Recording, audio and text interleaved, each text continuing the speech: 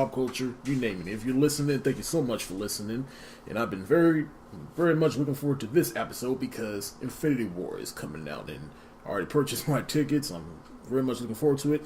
And so leading up to that, I thought I'd pretty much dedicate a whole episode to pretty much every movie within the Marvel Cinematic Universe. And I mean all the movies, not just the TV shows. Well, some of the TV shows I'll make an exception, like Agents of S.H.I.E.L.D. and Agent Carter, but all the Marvel Netflix shows, that'll be its own separate episode for a whole nother day, like probably when Luke Cage Season 2 comes out. But today we're just focusing specifically on the movies. And I'm your host, Bradford Lassiter, and today I brought back with me... It's Drizzy Drake. Yes. What y'all doing today? Welcome back. Welcome back. Mm-hmm. How you feeling today? Alright, especially with these little drinks we sipping on, I'm feeling a little better. Mm-hmm. Yeah, let's get into it though. Yeah, you looking forward to Infinity War? Most definitely. I'm already psyched, man. Every time I watch the trailer, I kind of get goosebumps over and over again. And it's like, between that and the nostalgia factor, is watching all the superheroes just like facing off against each other is amazing. Yeah. Like, it's funny, because I was thinking about that earlier. Anytime I think about Infinity War, like, my face just have this lights up. But then I had to see if there's a difference. If I started thinking about a DCEU movie, my face just went... I can't even think of I haven't even seen Wonder Woman yet, but my mind just goes straight there. So it's like, all right, that's like that ray of sunshine there, or I just go straight back to the Dark Knight and that trilogy. Yeah. So yeah, be aware. I might take a little shots at the DCEU, but hey, they had it coming. But but hey, that's neither here nor there. So before we get into the movies, just a quick little history. So back in the '90s. Marvel, I guess, as a company, they were struggling to get by, and they had to sell the rights to some of their characters to different studios. Like for Fox, they got the rights to X-Men, Fantastic Four, and Daredevil at a certain point, and Fox gave us the X-Men, which are hit or miss with a lot of people. They got the Fantastic Four, which they've yet to make a good movie. I miss with everybody. Mm-hmm. And that Ben Affleck Daredevil movie, which, in my opinion, I thought it was okay, but generally speaking, it was mediocre. And of course, Sony, they got the rights to Spider-Man and Ghost Rider at a certain point. And right now, I'd say Sony, they are, I guess, 3-2 as far as the track record of Spider-Man movies. And with Ghost Rider, I like that first Ghost Rider movie, but that second one was just straight up garbage. Anytime you have Nicolas Cage playing a superhero, it's gonna be wild. It's gonna be wild. That's an understatement, but. Mm-hmm. I mean, it was entertaining, but it's not a good movie. Mm-hmm. Yeah, in Lionsgate, they had the rights to the Punisher. I like the Thomas Jane version. Yeah, I never saw the Warzone one, but that's neither here nor there. That was gory. Yeah, and then of course, New Line Cinema, they got the rights to Blade, and we all know they're 2-1 right now. Yeah. But eventually they got the rights back to some of the characters like Punisher. He had his own Netflix show, and that was great. Yeah, right now there's rumblings of they're making a Blade TV series with John Boyega. I don't know. All right, I saw a clip of that, but I wasn't too sure if that was actually factual or not. Yeah, and that was the other one. But then as for the rest of the characters who are in the Avengers universe, some of them like Iron Man, Captain America, and Thor, Paramount, they got the rights to them, but they was only distribution rights. And of course, Universal, they had the rights to the Incredible Hulk. But eventually, Marvel, they got a loan from Merrill Lynch and started their own studio, or independent studio, I should say, called Marvel Studios, where they pretty much trying to make a whole series of movies based upon this universe of characters. And in 2008, that's when they gave us the first Iron Man with Robert Downey Jr., which I guess for all intents and purposes should have failed, but it was actually successful. Like, I remember when I saw the trailer, it was cool, and Robert Downey Jr., he was going to be fine in the role, but I thought the movie as a whole would probably be some 90-minute piece of shit. But no, it was actually good. It was one of those comic book movies that was grounded in reality. Robert Downey Jr., and especially with Robert Downey Jr. at the time, it was a big risk, especially with all his personal stuff happening. His comeback. Yeah, that was his comeback role. And I was split because before I was like, I knew who Iron Man was, but I just really didn't care for him. And then after the movie came out and I watched it, I was like, well, damn, Tony Stark's kind of impressive. You know, he's moved up the list as far as like guys I would consider like mid tier, like low tier to like he's definitely a high tier character now. Most definitely. I wouldn't put him like the realm of cosmic or anything like that, but he's definitely a high tier like mortal character. But he's definitely he definitely grew on me because I honestly didn't give two shits about him, and now he's like, if anything happened to Tony, like we all gonna right. Yeah, like I agree with you. Like pretty much that first batch of Avengers, like before they all got their own movies, I could give two shits about. Like for me growing up, it was all about Spider-Man, the X-Men, and the Hulk. Those were the three that I looked most to. The Hulk, the Flash, Colossus, and Nightcrawler was mine. Yeah, so I did like the first Iron Man movie. Like, well, first off, Iron Man as a character, I have a love-hate relationship with him because, like, for me, when it comes to superheroes, it's all about relatability for me. Like Tony Stark, I mean, as Captain America said about him, genius, billionaire, playboy, big man in a suit of armor. Take that away, what is he? So, I mean, he's pretty much the Kanye West of superheroes. But that being said, I did like his origin story in his first movie. You know, he was an arms dealer, and then he saw that his own weapons was being used against the people that he vowed to protect, and so he changed his life and then made his own Iron Man suit and took matters into his own hands. And then turns out that his old boy Obadiah Stane, played by Jeff Bridges. I have a question on that though. As far as like, do you think he would have cared if he didn't get hit by that initial bomb, with the shrapnel hit him in the chest? You know, he didn't know about, I guess, the arms dealing before it, like the bomb and all. And he had to like reconstruct his chest or whatever. And that's when he figured out, I guess Obadiah Stane was selling off to everybody. So you think he actually would have gave a damn and really became Iron Man if the bomb went off? If, like, let's say when he was selling to the military and they just kept driving and nothing happened, he just made it to the base. You think that would have changed his character in any way, shape, or form? That is a good question. I mean, at the end of the day, in this universe, Tony keeps making the same mistake over and over again. So. Yeah, but liquor is involved. Yep.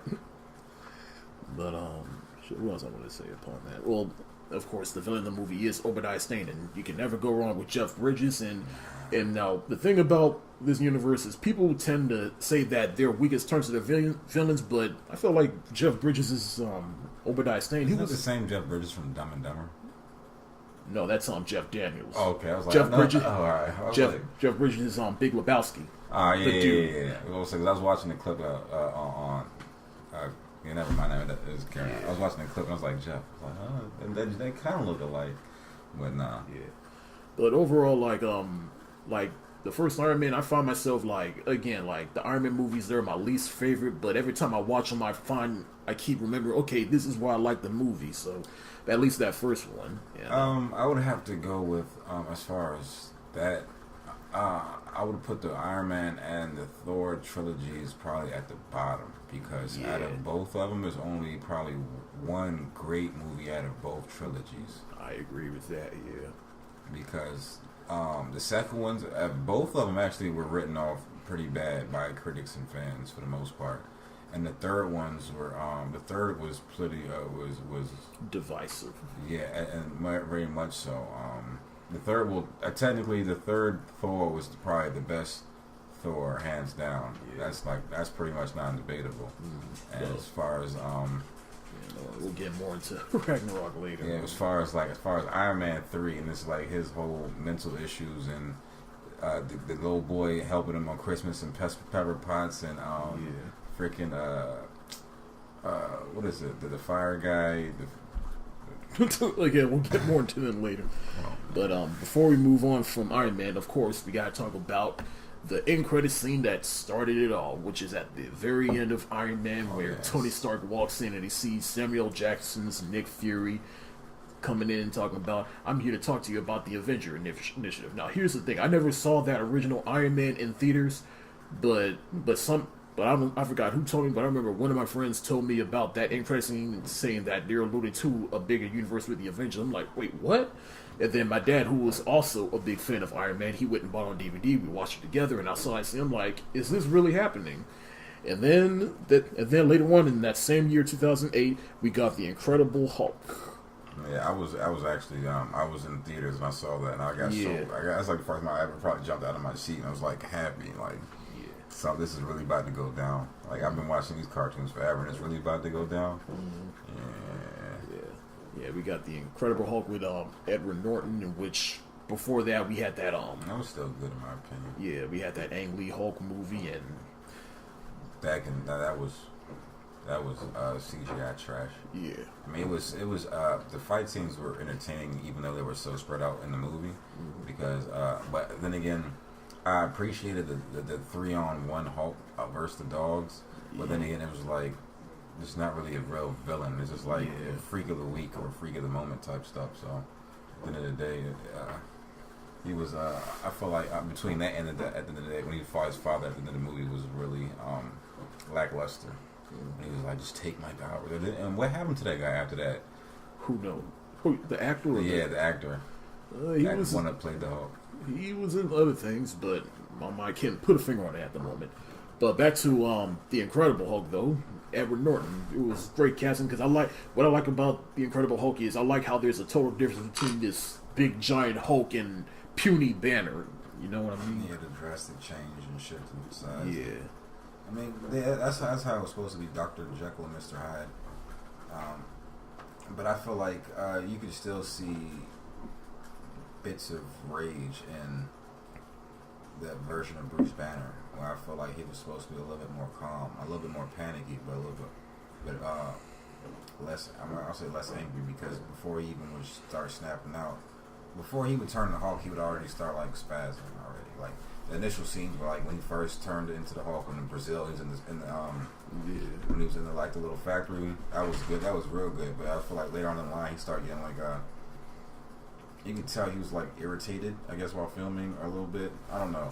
And he just seemed to like annoyed, and I felt like Bruce Banner, like the one with David Ruffin, Mark Ruffalo version of the Hulk. I feel like you could definitely feel like he's more calm. Like he tries to be more chill, more calm. Like he doesn't seem like he's agitated every second. Like when he's Bruce Banner, he's Bruce Banner, and when he's the Hulk, he's a whole different monster. Right. Now you're not supposed to see like the gray area in between. It's supposed to be two drastic tones of white and black, and the stories are supposed to make it gray, not like Bruce Banner is the gray part. Mm-hmm. The action scenes in The Incredible Hulk, I was really digging them, especially with all the stuff, well, at the very end with the Abomination, which is, in my opinion, a good villain. I'm surprised they have not brought him back, though. And I thought they killed him in that one.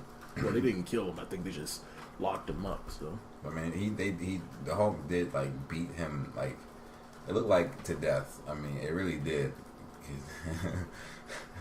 But that was definitely the Hulk's, like, I would say, his grand finale as far as movies go. Yeah, definitely. Like that was his cinematic moment as far as like his movie goes. Because when he initially met the human form of Abomination, I like the little like I'm not scared of you, even though you are a monster type stuff. Like I don't care. Like even though I'm a human, it's like doesn't matter. He gets backhanded to death damn near, and he gets get rehabilitated. Now he's a freaking monster too, and it's like all right. Now you're on an even playing field, but it's actually it's like the Superman thing. It's like when he actually gets to fight people, it's interesting. Like instead of just like animals and whatever, like you actually gave Hulk something like to go up against like the government. So it's like all right, you get to root for somebody. You get to see there's stakes on the line versus like him versus like a rock or some inanimate object or something that can't talk or whatever. Yeah, like I like it when he gets to throw a tank. Yeah, I like when he put the gloves on me. He smashed the cars up and used them as boxing gloves. Yeah, that was dope. And then when he did when he finally did the Hulk smash clap, that was dope too. He put the fire out. Yeah, I was like, yeah. They paid all the respects for the most part. They paid homage real good in these movies. Well, in that movie. Yeah. And then, of course, the end-credit scene of The Incredible Hulk was General Ross drinking his sorrows away, and then in comes Tony Stark saying, I'm trying to put together a team. And then General Ross is like, who's we? And then, boom, cutting the movie. That'd be the wrong guy to try to get on your team anyway, Ross. Oh, man, because he's nothing but trouble. I mean, but that'd have been a good way to, if they really wanted to incorporate the Red Hulk. Yeah. I mean, generally speaking, with General Ross, it's like, I don't necessarily think he's a bad guy. He's just... I feel like he's Magneto of that world where he's like he wants. Well, it's like he's up against this monster. Where he's like, all right, we don't need monsters. Everything can be done by the means of man and government. You know, everything underneath control, but at the same time, I mean, like we understood what. Because he was pretty much the reason why Bruce Banner turned into the Hulk in the first place. He was trying to create their own super soldier, which we'll get into later. Yeah, one of two people, because it was a person that actually pressed the button for the bomb to go off and turn him into the Hulk. But the reason why he was initially out there was for the testing and was for Ross. One of my favorite lines from him is as far as I know, his whole body is property of the U.S. military. So. Yeah, that was a messed up line, but it was true though. Yeah, and that's the Incredible Hulk. Jump 2 years later in 2010, we got Iron Man 2, and I remember everyone was anticipating that because that first Iron Man kicked ass, and we finally got it. And can you say lackluster? Yeah, I mean, I liked it, but I didn't love it. But the things I didn't. I guess it was pretty much a commercial for the Avengers because it was the first time we were introduced to Black Widow. Yeah, she was the bodyguard of Stark. Yeah, and it's definitely the weakest of the films. What were you about to say? Go ahead. Oh no, because I was thinking that the "Move or You Will Be Moved" scene was in that one, but it's not. I was like, yeah, but no, that's when Black Widow got the short stuff, and we all thought Black Widow potentially might get her own movie, but that ended up not happening. Yeah. I mean, at least, yeah. I mean, it'd still be nice to see. The villains of that movie was Whiplash, and I'll say that was probably the only thing I liked about the movie was the arc reactor thing. That wasn't all Tony Stark. That was Anton Vanko's. So Tony pretty much stole the idea, supposedly. Yeah. Supposedly. And then he's working with Justin Hammer to pretty much replicate the Iron Man suit. But I feel like the Justin Hammer was kind of like a repeat of the Obadiah's thing. Yeah, I feel like it was just a reskin. It's pretty much the same thing, but on like a different. I was not even saying a different scale because they're both from manufacturers, so it's pretty much like the same thing. But instead of big and bulky, we mass produce ones that you just can't get in, and they're autonomous. So. I mean, that's pretty much the villain in every Iron Man movie. Is an angry businessman trying to... I probably pretty much like, yeah, you're right. Or scientists. Either businessmen or scientists that are pretty much either... Because I feel like most of Iron Man's battles are like... If they're not machine versus machine, it's intellect versus intellect. Right. And it's not really like how the Hawks is, where it's just brawn versus brawn. No need for words, just punch you in the face. But at the same time, it's like... I feel like... Even though we're not there yet, like Doctor Strange and Ant-Man, like they had like smarter movies. Even though it's like it's a little different as far as like when it comes to like intellect versus intellect.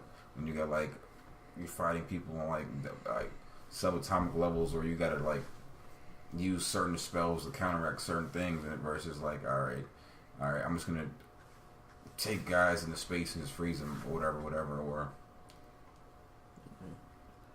mass explode my armor and stuff like that, but whatever. The other thing I want to touch upon on Iron Man 2 was around this time, because Marvel Studios, it was independent at this point, and Universal and Paramount, they were just distributing these films.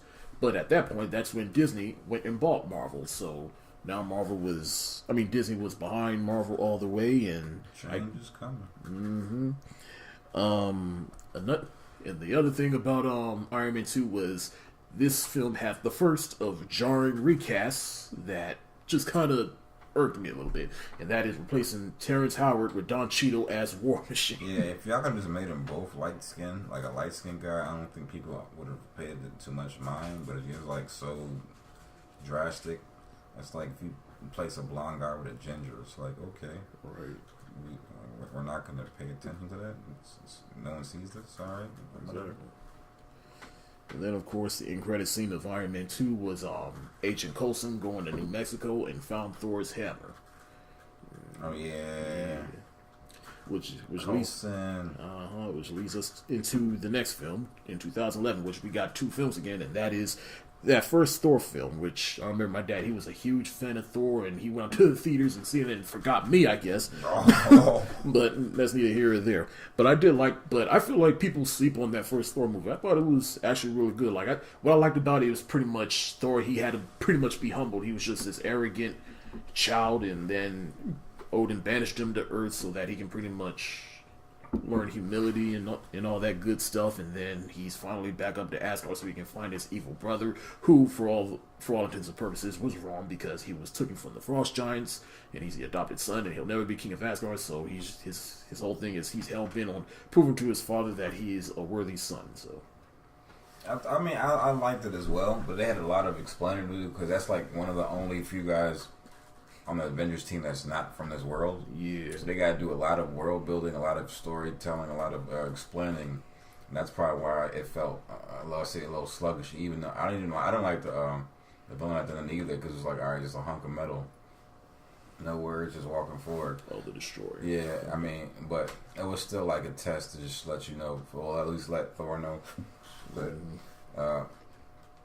it all wasn't for nothing. Like, all your was it earthly task and earthly struggles, whatever, you're acting as immortal wasn't for nothing. It was also a film that pretty much showed that they're bringing in serious talent into these movies because Hannibal Lecter himself, Anthony Hopkins, is playing Odin. Yeah, to pay him that bag. But I remember I read something where he said he only did this movie just so he can make a movie for his grandkids or something. I know that's right. Take care of the youth.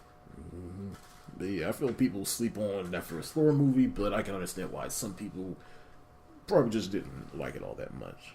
I feel like it was good for what it was trying to be, but like I said, it had too many things to try to like explain in so many minutes. So it was like either we gotta cut some things out or we just gotta extend the movie, and depending on how much money they had, I'm pretty sure. I mean, they probably could have extended the movie, but I don't think since Thor wasn't like at that time wasn't like a top character or like a top grossing character, they was gonna spend all that extra money for these extra scenes. I mean, it would have been nice though, because I mean, I'm still a fan of Thor, even the Jane Thor now, but they still got a lot of explaining to do. Yeah. Then the end credit scene for Thor was Loki. He's still alive and he's in the mind of Selvig, who's talking to Nick Fury, and they have the MacGuffin of the next two movies, which is the Tesseract. And that leads us into Captain America: The First Avenger, which is another film that I think everybody sleeps on, because I really did like that first Captain America movie. I did too. Cap was my favorite Avenger. Yeah. He is my favorite Avenger because he's the most honorable. Now, there's something about his honor, respect, and like loyalty. Yeah. Like it just hits home with me. So Cap is like I'm Team Cap all the way. Even to this day, still Team Cap. Yeah. Like the thing is, like I was never really a huge fan of Captain America, but I'm a fan of his origin story in the sense that, he was just this man that just wanted to get out and fight for his country, and then he got frozen and woke up 70 years later, and now we're just gonna skip the fact. We're just gonna skip the fact he punched Hitler in the face on the first episode. I mean, his first comic issue. Oh, don't worry, we're gonna get to that. Oh, okay, I was like, and that's the other thing, is like I never really noticed that until I rewatched it recently. I just like how he's saving all those men in Red Skull's lair, and then he just casually says like, I punched Hitler like 1,500 times or whatever. Yeah.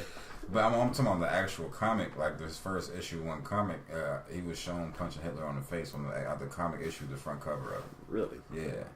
That I did. I mean, because back then it was like, because it came out during World War, I think too. Yeah, when they was actually going to war, whatever. So they needed something that really inspired the troops. So that when he was doing the plays, that was I'm not gonna say true, but like that's how the comics were like coming out, like to pretty much give hope to the troops back then. Right. Like have them something like look forward to, like, or like give them a idea like how bad America can be. And Chris Evans, I thought he was very good as Captain America, especially considering that prior to being cast as Captain America, he was the Human Torch in those first terrible. That was a real good recasting for him, because Lord knows if he got stuck as the Human Torch, he would not have a job right now. Exactly. Yeah, he would not have a job after that, but he recovered. He bounced back well, because Lord knows,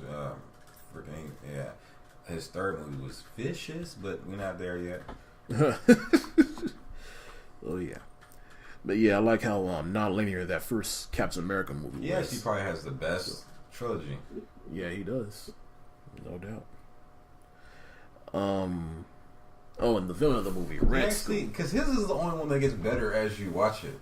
Oh, I know. Trust me. Now that I think about it, his is the only one that gets better as you watch, as you go along. Trust me, we're gonna get to those next two movies in a bit. But Red Skull, I feel like he's a villain that I feel everybody sleeps on as far as. Oh yeah, he's underused, but at the same time, when you compare him to like guys like Loki and Thanos and like this, he's kind of like the only thing he is like a really good like I can say a mock Hitler or so, like, or spy or like espionage cat. Hell, Hydra. I mean, yeah, he's a good cult leader. That's, I mean, when you compare him like guys like now, even like Taskmaster and guys that can like have special abilities, like Red Skull, he's just like a good organizer. He's like the kingpin, but like on the low. Mm-hmm. So it's like he's got the charisma to like hold his own, but like when you compare him, like well, then again, they had Zemo, so yeah, we'll get to him, but yeah, Red Skull, he was definitely underutilized, but hopefully they'll bring him back because technically he's not dead. He touched the Tesseract and went into space, so Lord knows what happened to him up there. So hey, he's probably rapping. He might have been like one of the yeah, he's probably in the cut somewhere. Might be something like that, one of Thanos guys in the cut, like, and give him information behind the scenes. Like, this is where everything's at. Whoop-de-woo. This is where you find it. And then, of course, the end credits scene of that movie was Captain America. He waking up in modern time, and then at the very end of the credits, it was literally a trailer for the Avengers, which leads us into 2012, which was the movie, one of the best movies of this past decade, in my opinion, and that is that first Avengers movie. I remember everyone and their daddy and mama was anticipating that movie.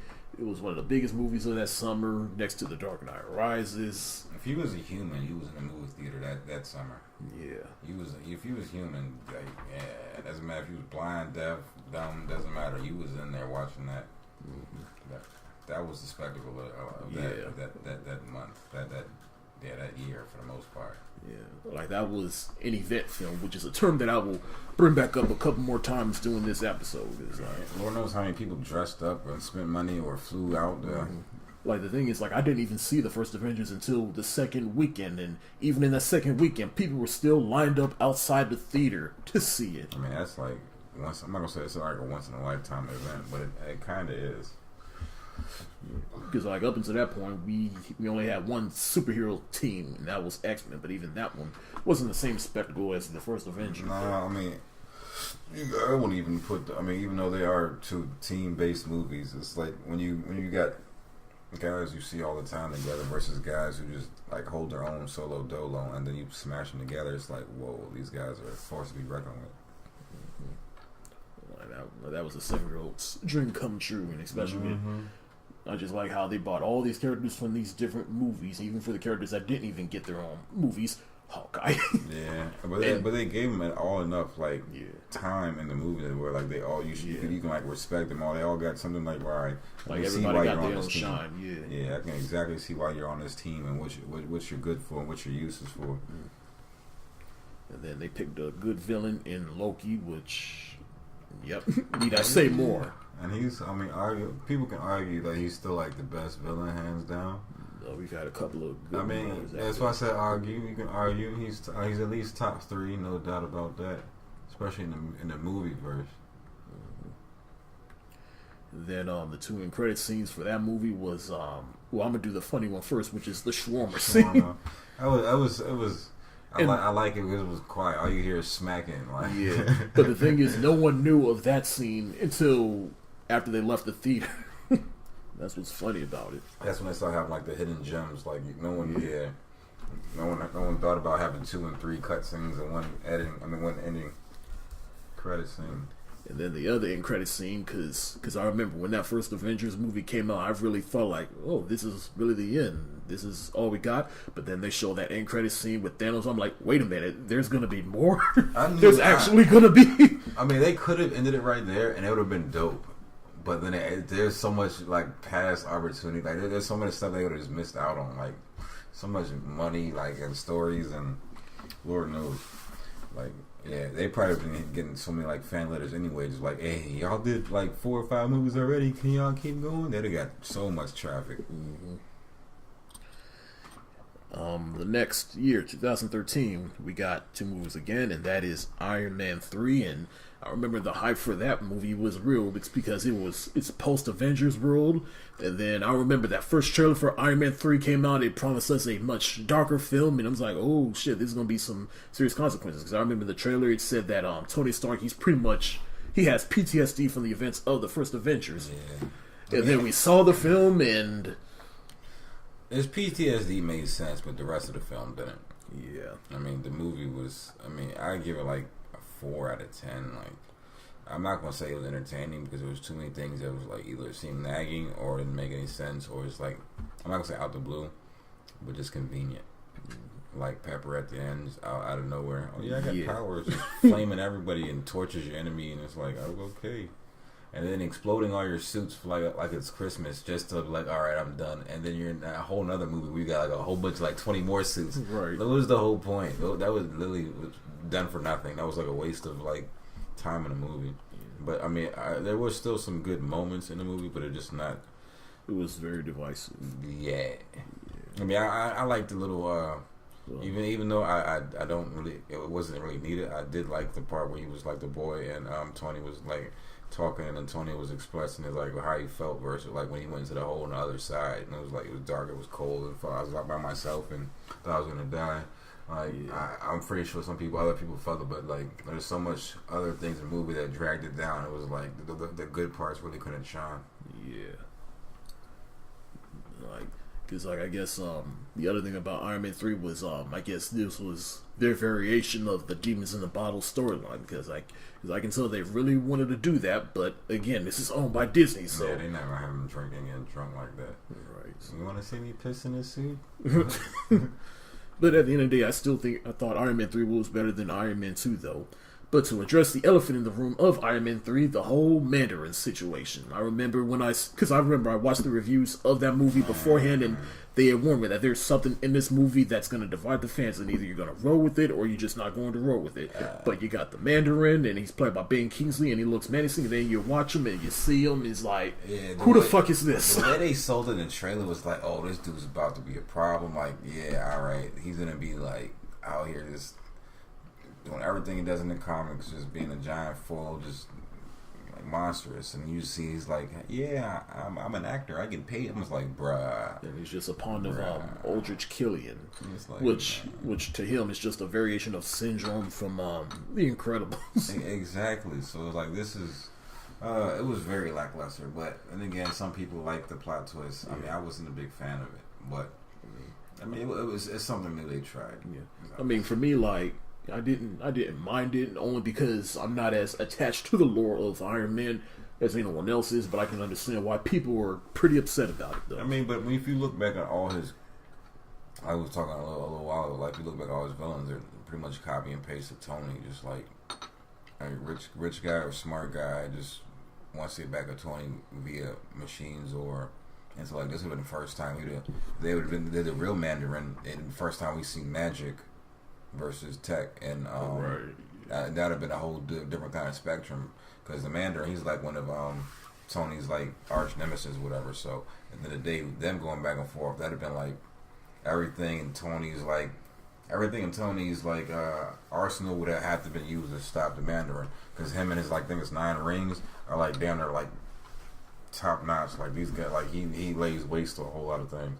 So at the end of the day, that would have been a whole different, like, it would have been a lot bigger and better and more fascinating and more appealing, more exciting, in my opinion, if they actually had the magic versus technology battle versus just, all right, weird, crazy, biologically engineered guy versus Tony and his PTSD and Pepper Potts in the corner. Yeah, Iron Man 3 was just weird. Yeah, I mean, like they was trying to go in a new direction. They realized that's not the direction they wanted to go. So The end credit scene of that movie, well, it was, to me, it was useless. Like, around this time, I felt like this was a time when Marvel, they were starting to, I guess, buy into their own hype and think that they could do anything and get away with it. But no, the end credit scene of that movie was just, whole time, Tony Stark, he was in therapy with Bruce Banner, and you were expecting something to tease the next movie. I'm like, what the fuck? You make me wait through the end credits just for this? They was like, we know you're going to wait anyways. It's a thing now. It's like, it's tradition now. You gotta, every time a Marvel movie comes out, you have to wait till all the credits are out. You know, I think them and Disney are like the only two movie companies where, like, you damn near know something's gonna happen after the credits. Like, it's like a little treat or something. But yeah, like, I agree with you as far as like saying that was a waste of a scene. But it was good. It was, I feel like it was a funny scene, but it was like, it didn't add anything to the story, so it was the point of it. And then later on that year, we had another, probably the second weakest of these movies, and that is Thor: The Dark World. I still haven't seen it. Just off the negative bullshit. I was like, you know what? I value my time, so I'm not gonna waste it on. All right, I'm like this. Like, I remember when I saw it in theaters, I liked it, but as time went on, a lot of more negatives in that film started to stand out to me. That's probably one of the few movies in the Marvel I like playbook where the feedback of the movie convinced me not to go see it.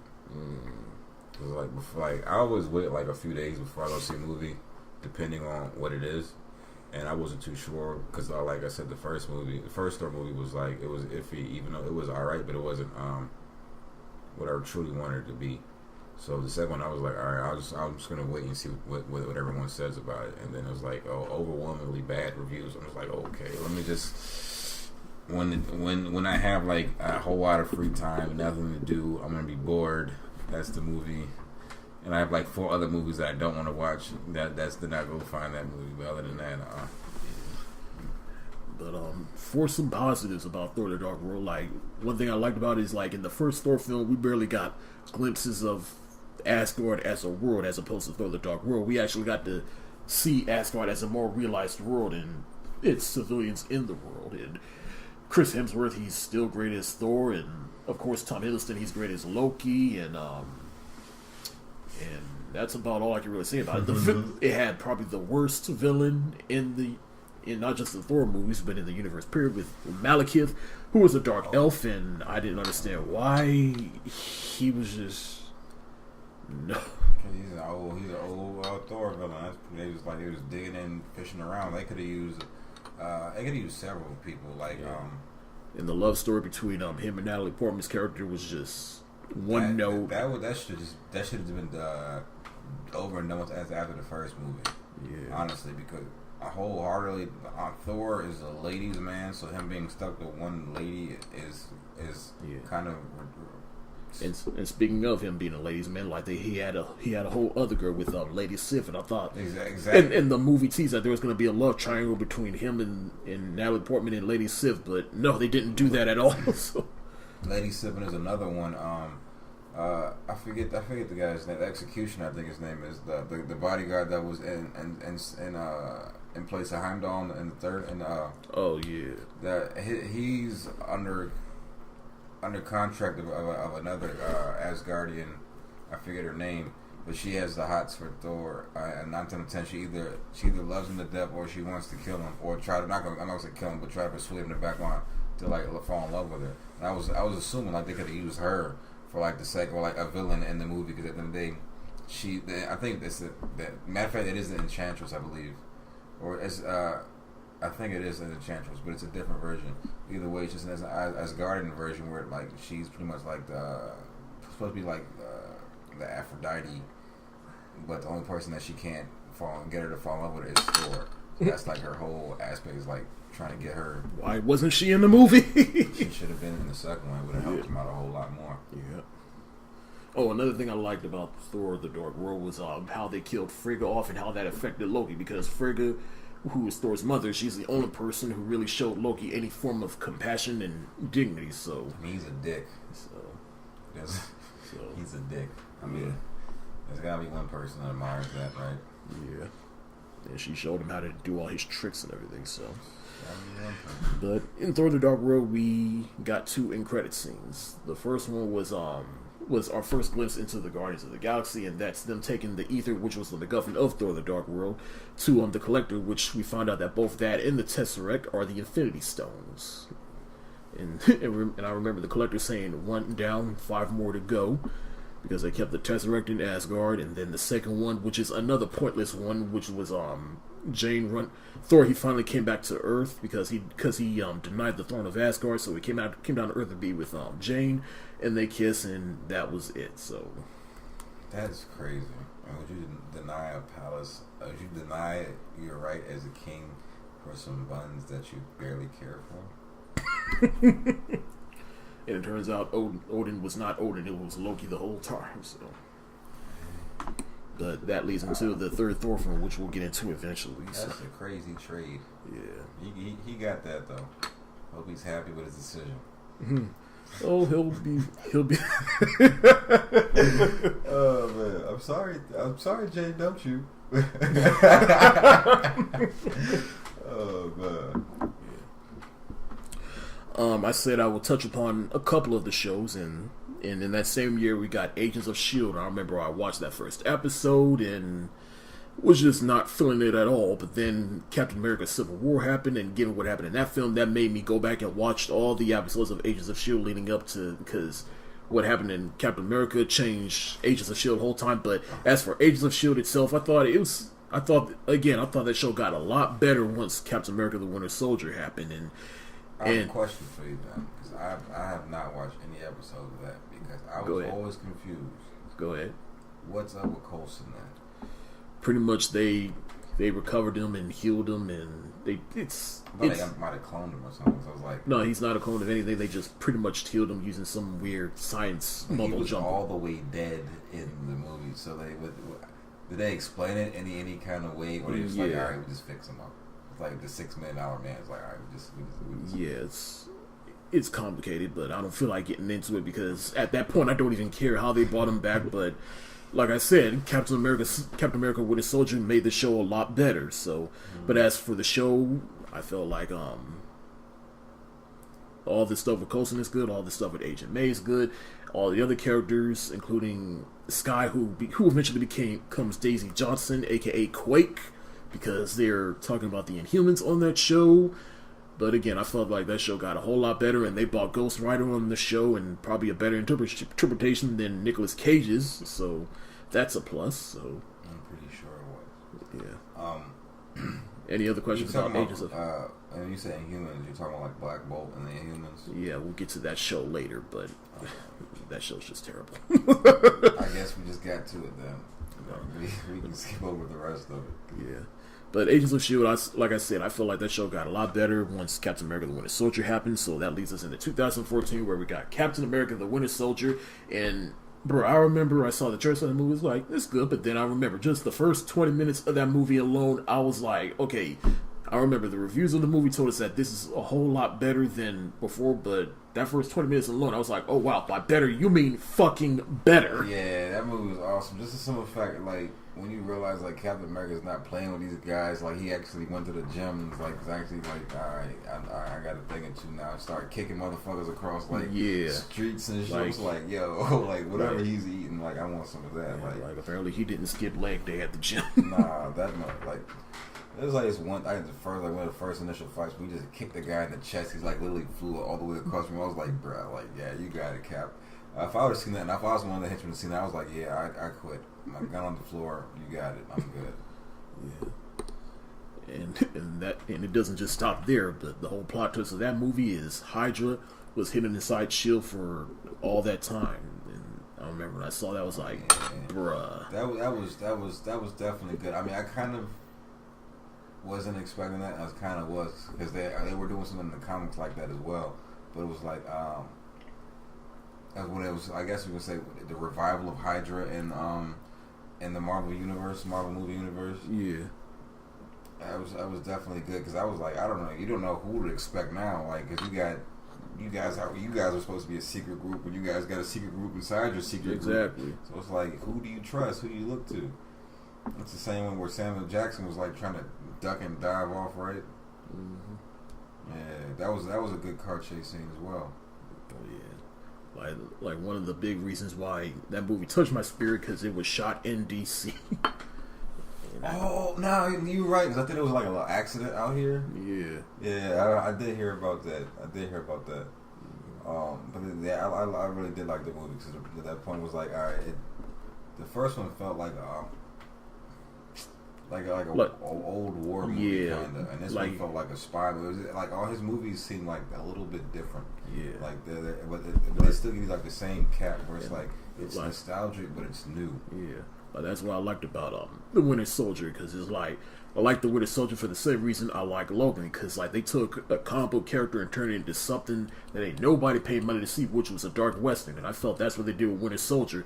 They turned a comic book character and turned it into a political spy espionage thriller of some sort. You know? Yeah, I can agree with you on that. I felt like because in that movie it was like, all right, who do I trust? Who do I believe? Who's alive? Who's dead? Who works for who? Like.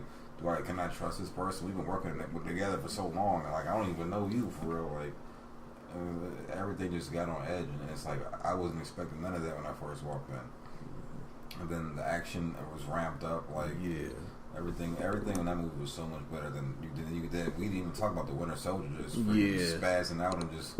And turns out it's Bucky. And I was like, he should have just kept the mask on because the mask was cool. The mask was so cool, especially like the first time you see him, he just come out of nowhere, just out the blue, just pops up, and Sam's just like, oh shit. Yeah. Really, the only negative I have towards the Winter Soldier is, to me, that movie had the worst excuse of a reason to use CGI, and that is pretty much use CGI to age up Peggy Carter.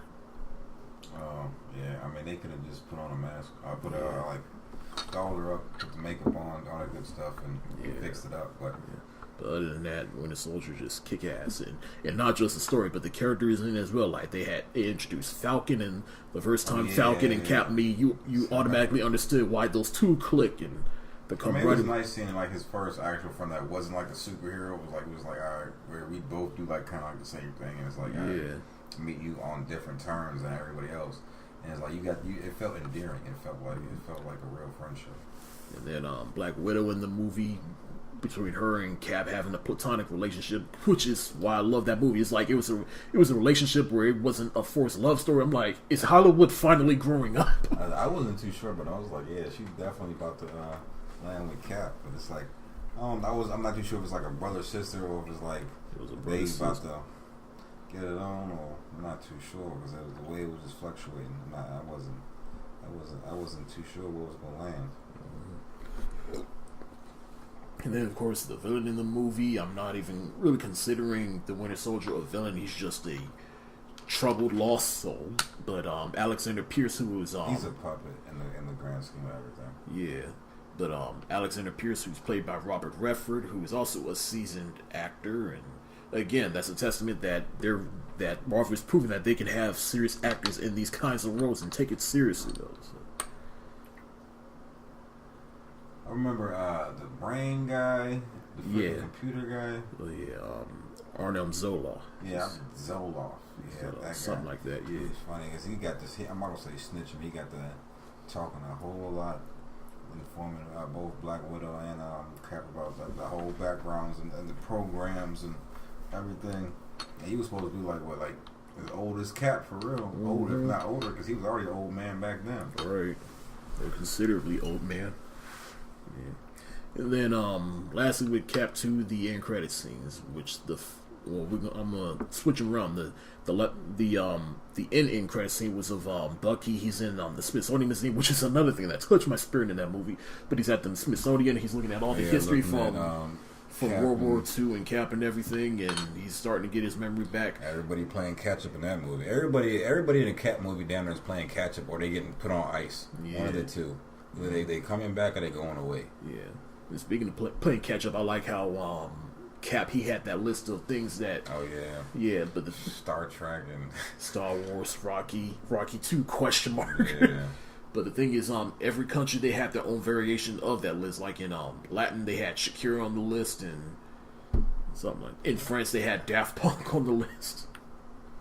I forget. I remember seeing like the Japanese one, but I forgot what it was though. And then the first end credit scene was there's another Hydra facility out which sets up Age of Ultron, and it's Von Strucker, and he has the twins Quicksilver and Scarlet Witch, who are not mutants in this universe, but apparently Disney they were able to experiments. Yeah, they were able to get the rights to those characters as long as they don't reference them to anything in the X-Men. So, but having speed powers wouldn't that reference the same whatever? Carry on. Yeah, but yeah, that's the end credit scenes for Cap 2. And then later on that summer we had Guardians of the Galaxy, which was, in my opinion, another event film, because that was probably the most. That was a sleeper. Yeah, that was a sleep. That was I was asleep because I didn't expect too much from that movie. Just going in because I was like, I don't know nothing about none of these guys. I've heard of Star-Lord before, but that's it. The only character from the Guardians I had heard of was Rocky Raccoon, and that's only because he was a playable character in Marvel vs. Capcom. Oh yeah. I didn't know who he was though, but I played as between him and I heard of Drax as well. And the name Gamora also sounds familiar, but I didn't know who they were. Yeah. The Guardians did a good job of setting up the cosmic universe and make you care for the characters, especially Star-Lord and Gamora. I like Gamora's story with her and Nebula, and that they're adopted daughters of Thanos. And I feel like the whole thing was actually pretty good, and it went by so quick because it's like between the soundtrack and the characters is like forming together, just forming this bond. It's like everything just feels well. I feel like everything about the movie was good except like the third act where they were just holding hands. What? I'm thinking of Ronan. My fault. I'm thinking of Ronan the Accuser. That's the second one. That's the first one. That's the first one. Yeah, I didn't like the holding hands at the end. That's like, other than that, I liked the whole movie. But you understood why they were holding hands, though, right? Yeah, because what's the name? If one person did it, it'd probably like devour their soul or like obliterate them. So you have to share the power. And then at the same time, since Peter Quill is a celestial, yeah, celestial, like he could take more than most. I'm pretty sure if anybody else would have done it, I was gonna say Ronan, if he did it by himself, he'd probably have been turned to souffle or something like that. But yeah, I just remember at the time when that movie came out, I said, and again at the time when that movie came out, I said, Marvel has a movie about a talking raccoon and a talking tree, and yet DC can't even get Wonder Woman off the ground. Yeah, I mean it's kind of sad though when you can when you've got more of a following behind a tree and a raccoon that came out of nowhere versus like Wonder Woman that's been around for like what 60, 70, 80, damn near 80 years. Mm-hmm. And we just now got her own movie and got it as good as we got it. Yeah, the Guardians. Well, Ronan the Accuser, another weak villain, but he's not as weak as Malekith in my opinion, though. And especially since they teased Thanos in that movie. That's what kind of makes him better than Malekith, because we didn't know. I'm not sure. I don't know. I didn't see that movie. I don't know who he was working for, but since the simple fact that they even link Ronan to Thanos, yeah, he becomes an even greater threat. Because it's like, all right, even though this guy is strong, somebody else is pulling the strings, and if this guy is kicking our ass, the guy that he's worried that's above him is going to be like. He's gonna make us obsolete. So we gotta do something. And that just makes the fear factor, like the scare factor, all that stuff. It just takes it to a whole nother level. And we touched upon the music. I remember when I walked out the movie theater, I turned to my phone. I'm like, bro, where are all the oldies tracks at? That movie made you think about it all the times, like especially if you're like a 90s or 80s kid. You thought back about all the memories you had when them songs was on, the radios was going, them times you had. Man, that was. I still feel like it's the best soundtrack to any movie, like any Marvel movie out right now. And what made that soundtrack so good, because it's like it had a song for everybody. You know, like it had a Michael Jackson song, it had other songs, like it even had songs like you probably never heard of, but you heard of in other movies. I mean, yeah, those songs, like, you at least heard them, I would say, at least one time, or at least heard from another movie. But they got some kind of nostalgia factor. They all got some kind of, like, get up to make you want to just get up and start dancing or start singing, like, yeah, just... And of course, Groot's sacrifice in the movie. Yeah. I thought that was tough, especially, like, I feel like Suicide Squad should have did that. What Suicide Squad was initially like Guardians of the Galaxy on Earth, but like way less, way crappier, with way less direction. If they did, because like even though because like reason why I don't like watching like group movies is because like you only got so much time to click with the group or find something that you like about them, right. And once you find something you like about them, it's already over. So it's like damn, it's like. This little ride we got is real short. I can understand that, yeah. So between having that, like a ride like Guardians of the Galaxy versus a ride like Suicide Squad, is like, all right, I really cared for everybody, and Guardians of the Galaxy, so if anybody died, I'm gonna feel some type of way. So when they killed like El Diablo and all them other cats in freaking Suicide Squad, it was like, next, y'all can call somebody else, next, but. Guardians had shout out to Dave Bautista, because he killed that. Yeah, he definitely did. Even though he's my least favorite of the Guardians, but he's not an actor, bro. He's a wrestler. I know, but I'm not knocking the actor. I'm knocking the character. Oh yeah, I can dig that, but it needed somebody like that because you got the dumb leader, the straightforward like gun chick. You got the inanimate sidekick character, and then you got the brash fucking whatever the fuck the brash raccoon, and then you got Drax, the honest like alright, I don't care, like the obligatory like everything has to be explained or nothing makes sense type shit. The character that has no filter.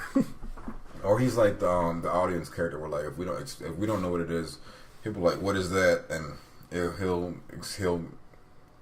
be the reason why everything gets dumbed down for us. But I thank God Guardians of the Galaxy because anyone that knows me, I am a huge fan of Funko Pops, and that movie gave me one of my absolute favorite Funko Pops, and that is of Baby Groot. Yeah. In which one of the end credit scenes of that movie was Dancing Groot. That was probably one of the funniest. Yeah, funniest. Now Guardians, it had to me. Here's the thing: those end credit scenes, they were pointless. But they were funny pointless because it had Dancing Groot, and at the very end we go back to the Collector, and who is it? Howard the Duck. Yeah, but that was kind of like that was kind of like a monumental because it's like, all right, if Howard the Duck could be in the universe, like who else can really like can we add? That just lets you know like these guys can like really reach their hand. That their bank cards that deep, they can like snag anybody from past or like anybody. So it's like, whoa. That just opened up the door to a lot of possibilities. Yeah. So yeah, the Howard the Duck end credit scene, I thought it was pointless, but it was still funny because it's like we all know about that terrible Howard the Duck movie, so it's just like. And I feel like the other one was like a the group playing one. I feel like that was just like to give you a little bit of upside. Like even though he is like he blew up and like he was a shard of nothing, like he's still out here like. It gives you some kind of like. That's why I want to say it's not for nothing because it's like, all right, Groot's still alive. Yeah. Like it explains like, all right, even though he can do all this big phantasmal stuff and blow up and damn near perish, like this a piece of like a bark, he can come back to life, and it just shows you how dope Groot and his whole species is. Yeah. Next up in 2015. The second show that we'll touch on briefly, and I really do mean briefly because they only got one full season and a shortened second season, and then it got canceled, and that is Agent Carter. Now, to be honest, like, it's totally not her fault because I like Haley Atwell as an actress, and I liked her portrayal of Peggy Carter, but the show itself, it was just the pacing of that show was just all off. So, I heard a lot of negative things about that as well. I heard, because I was like, during that time I was watching this little show, like a few shows, like review shows on all the Marvel shows, all the comic book shows, all the superhero shows, and there was like a few of them that said They were good, but they were like either convoluted or didn't make any sense, or just like they were doing stuff just to try, I guess, get views or filling plot holes from other movies or shows. Yeah, so and that was definitely one of the movies. I mean, definitely one of the shows. So I stay away from that one as well. But back to the movies. We got Age of Ultron, which I remember I saw that movie twice in theaters, but before that, I remember that first trailer came out, I was totally pumped, and I saw the movie, and I'll be honest, I like Age of Ultron. Is it as good as the first Avengers movie? Not necessarily, but I thought it was still good for what it was, and it's actually a lot deeper than people give it credit for, and people sleep on Ultron as a villain. I thought, yes, he was too comedic, but again, he's of Tony Stark, so of course he's going to have that snarky sense of humor or whatever. I mean, I feel like people already had a bias toward the movie, and like of not liking it because of the whole Hank Pym, Ant-Man, freaking Ultron thing, because Tony Stark is not even supposed to be in that Ultron scenario whatsoever. Yeah. So people already was like, all right, you guys really changing things, making it drastic. Like y'all we don't even have Ant-Man yet, and y'all already have Ultron. So it's like, what's going on? And it wasn't even an Age of Ultron. It was more like a week of Ultron. More like a day or two, really. Yeah. But I didn't mind the sass of Ultron, because that was like the first time, besides a Star Wars robot, that we seen a real sassy robot like that I can remember. Yeah. That had like the mannerisms and moves and like that, and in that fashion. So and it also helps that he was voiced by James Spader. Yeah, as well as that. But at the same time, he was very determined, and he was like, he didn't give two shits. Like, the second he realized, like, all right, I can fix myself up, I can do all these things, and I can start. He wasted no time. Yeah. Zero zilch. Make copies, make clones, upgraded himself, and just start going ham. The first 5 minutes, he popped up on Tony like, yeah, what's up, bro? I'm in your house now. Like, and like, y'all having a party, I wasn't invited. What's up, Dad? Like, you don't love me? And just start, shutting down shop. Yeah. But to put on some more positive things I like from Age of Ultron is I like the human moments. Like, they actually gave a backstory, well, not backstory, but they gave something to Hawkeye and the fact that he has a family. Yeah. I like the dialogue. I don't like the not the quips, but the combination of moves, because they like stepped it up. But like, all right, we've been working together for a while now. Like Hulk. I said Hulk.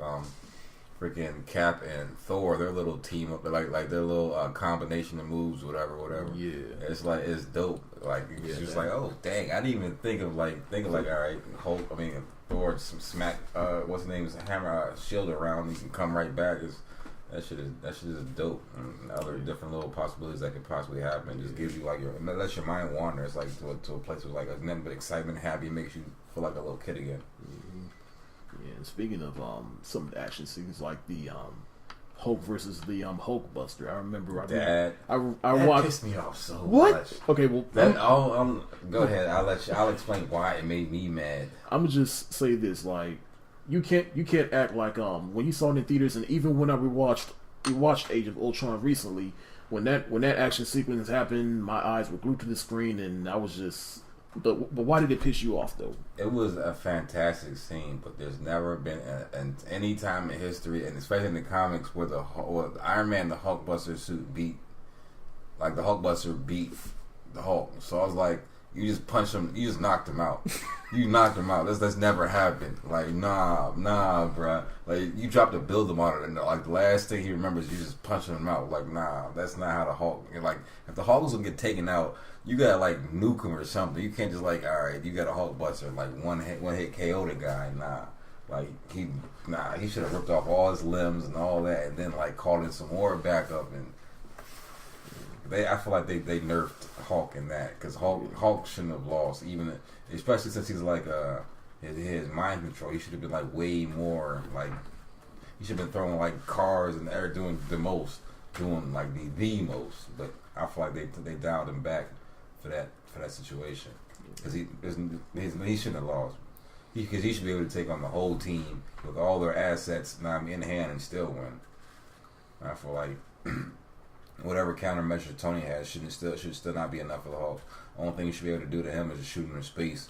Other than that, like, yeah, we avoid him at all costs because you can't do nothing with him. But other than that, it's like that. I mean, the scene was like the whole fight, like the dropping the building up on him, the Hulk uppercutting him up the freaking side of the building, and what's the name? Tony buying the building mid like fight. It's like, all right, we about to jump this. It's like dropping the whole. I was like, that was amazing. Like everything about this was amazing. But it was like I didn't like the winner of the fight because it shouldn't have been Tony. Like, long story short, other than that, and then Quicksilver dying. That was another thing. I felt like you're a speedster, bro. You're faster than bullets, and you still get shot. I mean, you could have easily moved them out the way, or like you could have like ran so fast, time stopped, got the keys in the car, drove the car back. But you could have done like a million different things. But yeah, you was like, all right, I'm gonna get shot like 6 times. You didn't see that coming, did you? Yeah, I mean, I'm like this. It's like you got a whole other Quicksilver in the X-Men universe, so it's just like that Quicksilver is the man. Exactly. Like, yo, he ran from like 30 miles out, stopped time, got everybody out of a freaking building in like 0.3 seconds. I mean that Quicksilver pretty much stole the whole show in 2 movies. In both movies, and like this Quicksilver can barely do anything in the little bit amount of time he's in it. Another thing in Age of Ultron, which I won't even say is a positive, but at the same time it's not a negative. It's just like, but it's just this out of left field love story between Bruce Banner and Black Widow. Yeah, that was odd, but then again, I do like. She's a spy. Yeah, she's a spy. Her thing is supposed to like lure people in, get information out of them, whatever. But that was just like way out of left field because I was still thinking it was Cap and Black Widow. Well, even before Cap and Black Widow, you could make a case for Cap and not Cap, Black Widow and Hawkeye, but that went nowhere. So yeah, since they, between yeah.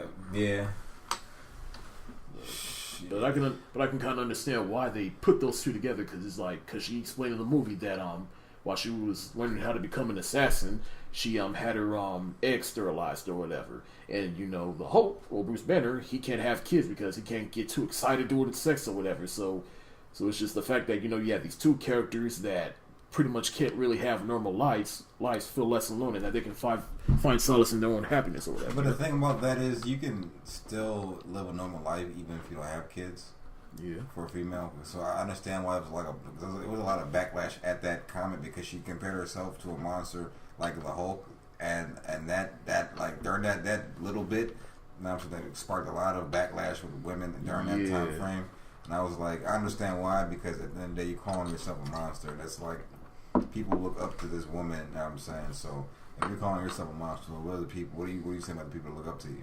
Like they're whatever. But at the end of the day, like I said, I feel like that was just sloppy writing right there. But other than that, like the movie was still good with the handful of faults it did have. Oh yeah, and this first time we saw Ulysses Claw, which I guess is a negative for Age of Ultron because just like Iron Man 2, it wasn't as big of a commercial for upcoming movies, but it was a commercial for upcoming movies. Like with all the stuff with Claw, that was a commercial for Black Panther. All Thor in that little tub vision thing, that was. But I also felt like depending if you're a comic book person or not, that with Claw and certain people that let us know that other things are coming. Yeah. Or I should say, or it was like I say it increased the world building because if Claw's there, it means Wakanda's real. Yeah. So that means like all right, that means boom, boom, boom. Like other things could like. That's why that world building because like when certain characters come in and depending on what their story is and what their background is, you can already link other characters to them that haven't been shown yet. So that's already like little spoilers, little goodies, little treats is waiting or Easter eggs waiting around waiting for you to find them. Yeah. But even before Claw, you could make the case like, okay, we already kind of had an idea that Wakanda exists in this world because Cap's shield is made out of vibranium. Yeah. And where does vibranium come from? But you never know. I mean, at the end of the day, like the way they changed Ant-Man and freaking Ultron. Like I didn't know they was gonna make an Ant-Man and the Wasp, and like in the same way they had like Hank Pym and freaking Scott Lang. Yeah, at the same time, I was like, that's new.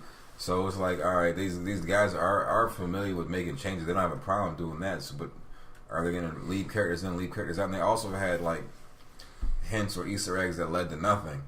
So yeah, like with Thor in that little tub. Or you can say the whole Adam Warlock thing was like, because the whole time Ego is not really the dad of Peter. Yeah, it's Adam Warlock, and he's a Celestial. So it's like, you guys just made up a whole dad for a guy that already got a dad. So it's like they do what they want already. It's just like how far they're willing to go with it. Yeah. And then two other things of Age of Ultron is we got introduced to Vision. Well, of course we had Quicksilver and Scarlet Witch, which they were fine in the movie, and then we got Vision, and he has the Mind Stone on him, which came out of Loki's scepter, and Vision's vicious. Yeah, he's definitely dope. Like his initial scene when he picked up the hammer and everyone was like stuck. That was so funny to me. Even Thor was like, "Bro, like who is this dude?" Yeah, even before that, that's the key things I liked about Age of Ultron is they make these superheroes feel like real people. Like when they're at that party and they all of them try to pick up Thor's hammer. It felt like a little carnival game. Yeah, and Captain America, he budges it a little bit, and you can see the look on Thor's face. Like, wait a minute, eyebrow, like, oh, this motherfucker might be worthy, yo. But they definitely make him feel some kind of grounded, some kind of like they make him still feel some type of real. Like all the characters feel like they're humanized in some way, shape, or form, where you can see their faults and their flaws, where they're not perfect, and you can see why they do certain things and why they don't do certain things, and who stands by their ideals and why they even have those ideals in the first place. And then lastly, with Age of Ultron, the end credit scene is of Thanos. He got the gauntlet with no stones in it, and he says, "Fine, I'll do it myself." Should have been did yourself, pops. Right. You already got the power. You could have been and went there and just wiped everybody out. But you know, why do it when you a boss? You know, that's what you got pawns for, right? Yeah, these motherfuckers, you paying them way too much. Cause they ain't getting the job done. And then after that, we had Ant-Man, which I rewatched that and I actually liked it. You know, you didn't like it the first time? No, I did. It's like I liked it, but it's not one that I'm gonna say it like this. It's like if I want to watch a Marvel movie, it's not the first one I'm gonna pick up. So even if I don't want to watch it in chronological order, you know. Right. I feel like if you were to gain superhero fatigue, that would be one of the movies you watch. If you still want, like, if you're marathoning, that'd be like one of the sighs of relief, like, because it's way different, and you can definitely watch it by itself because it doesn't really reference anything else besides the event that was in Age of Ultron. Yeah, that's what I consider the two events, I guess you could say. Yeah. But you don't necessarily have to watch it in chronological order and watch Ant-Man and feel like you missed a lot because it doesn't really speak on anybody. It might mention them, but the most you might have to watch is like is Infinity, not Infinity War, but Civil War. Cause matter of fact, technically the only thing you'd have to watch is not Iron Man, but Captain America 2, because Hawkeye. But still, that really doesn't play a factor. Yeah. You're not Hawkeye, but Falcon. I think the reason I think of Ant-Man fondly, but not too fondly, is because I think at that point that's when I started to realize, okay, these origin story movies are starting to become a little formulaic to me. So yeah, I definitely could see that as well. But I feel like that was like the first non-hero comedy. Yeah, like, the best heist movie I've seen in years though. Yeah, it was like a comedy heist, like slash superhero movie. Cause, I mean, then again, he wasn't even really a hero. He was like a vigilante type. Yeah, he was definitely on the run from the law, like 98% of the movie. Mm-hmm. And earlier you said about they got the two Ant-Mans in the movie, which is Hank Pym and Scott Lang. I mean, like that's one of the things I liked about Ant-Man. Is how that's definitely interesting because I mean, even though I believe they do meet, but it's still odd on how they go about it. Like, oh yeah, break into my house, and I'm gonna bail you out. Like then I'm gonna call the police, and then I'm gonna bail you out. It's like that's strange. You could have just been like, hey, I hear you're good at what you do. Put the suit on. Mm-hmm. But I'll say probably some of the best special effects I've seen in years, though. Yeah, going subatomic, that was definitely crazy. That was a whole new thing. But the whole pretty much everything, every time they shrunk down was dope to me. Like the initial when he was trying to suit on in the bathroom, when he shrinks down, he starts falling through the crack to the house. Yeah. Like the water droplets are freaking big, like massive. Like he's just panicking. Like that movie was just dope. And you start seeing like all the ants he's making friends and whatever. Yeah. I forget his bugs and with Anthony. Yeah. He's like, no, Anthony, no. I was like, like I cared for an ant. I cared. That movie was really good though. I give it. Probably in the I don't know how many freaking Marvel movies are. Probably like 18. Yeah. Well, damn, that was a good guess. So it's probably in my top 10, top 7. Yeah. Definitely top 10. Yeah, like that movie made Thomas the Train relevant again. Yeah, how you gonna do that? But at the same time, I don't know who to credit for that. But either way, whoever did the majority of the story writing, as far as for like the fight scenes and making it work well, hats off to them, because I didn't think that movie was gonna like hold my attention span, because it's about a guy shrinking down and getting bigger. But the whole time it's just like it got way better than I expected it to be. And it's funny you mentioned the writing of that movie, because even before then, like Edgar Wright, who we all know made Shaun of the Dead, Hot Fuzz, World's End, Baby Driver, and Scott Pilgrim, he was attached to make the movie, but then they got so far into making these movies that Edgar Wright's vision of the movie didn't fit for what they were trying to do. So, but they still stole a few scenes out of it. Yeah, they still gave him his credit. They just didn't go with his initial script. But I wonder how good his movie would have been versus what we got. Yeah. Michael Douglas in the movie as Hank Pym. They got Gordon Gekko in that movie. Did they CGI his face too at the beginning of the movie when he punched the old boy? Yeah. That's another thing I like about these movies, is that they're perfecting the whole Benjamin Button effect, which is taking older actors and making them look young. Like. Yeah, but they need to help their TV counterparts out with that. Let's see what else about it. Definitely got the money to share. Yeah. Oh, the villain of that movie, which is Yellow Jacket. He was a little too cartoonish. I wouldn't even say he was. I didn't feel no threat from him. I just felt like he was some goofy ass dude in a tie. Right. That lost his mind. I had daddy issues. That guy, and the nigga wasn't. He wasn't even his real dad. So it was odd. It was like, so you're not gonna pick me for the job? No. And he just started shrinking people. So it's like, damn, is this job that stressful for you, or are you just retarded? And then finally, the two end credit scenes of that movie, which is which you said earlier, the Ant-Man, he went sublatonic, and which was what happened to Hank Pym's wife, and he presumed her dead, but it turns out Scott Lang he went to and back, and so that gave Hank Pym hope that his wife is still alive, in which he took his daughter Hope Van Dyne to the basement and said, I have a prototype of the Wasp suit for you, and we were saving it for you, and I think it's about time we finish it. And that's when she says, it's about damn time. You know, those two are my least favorite Avengers, but I got so geeked for that moment. It was like it didn't make any sense. I was like, damn, well, we definitely get number 2 now, so I can't wait.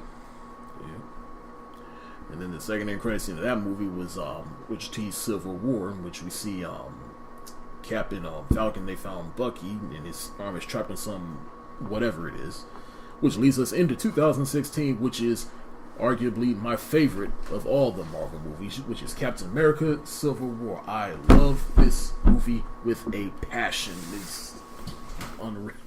Yeah, it's probably top 2, top 3. It's my number 1 for me. And even before then, I had the first Avengers at number 1. But then this movie, like, to me, Civil War, to me, it is the Empire Strikes Back of the Marvel Cinematic Universe. Why is this the second? Why is this the second one?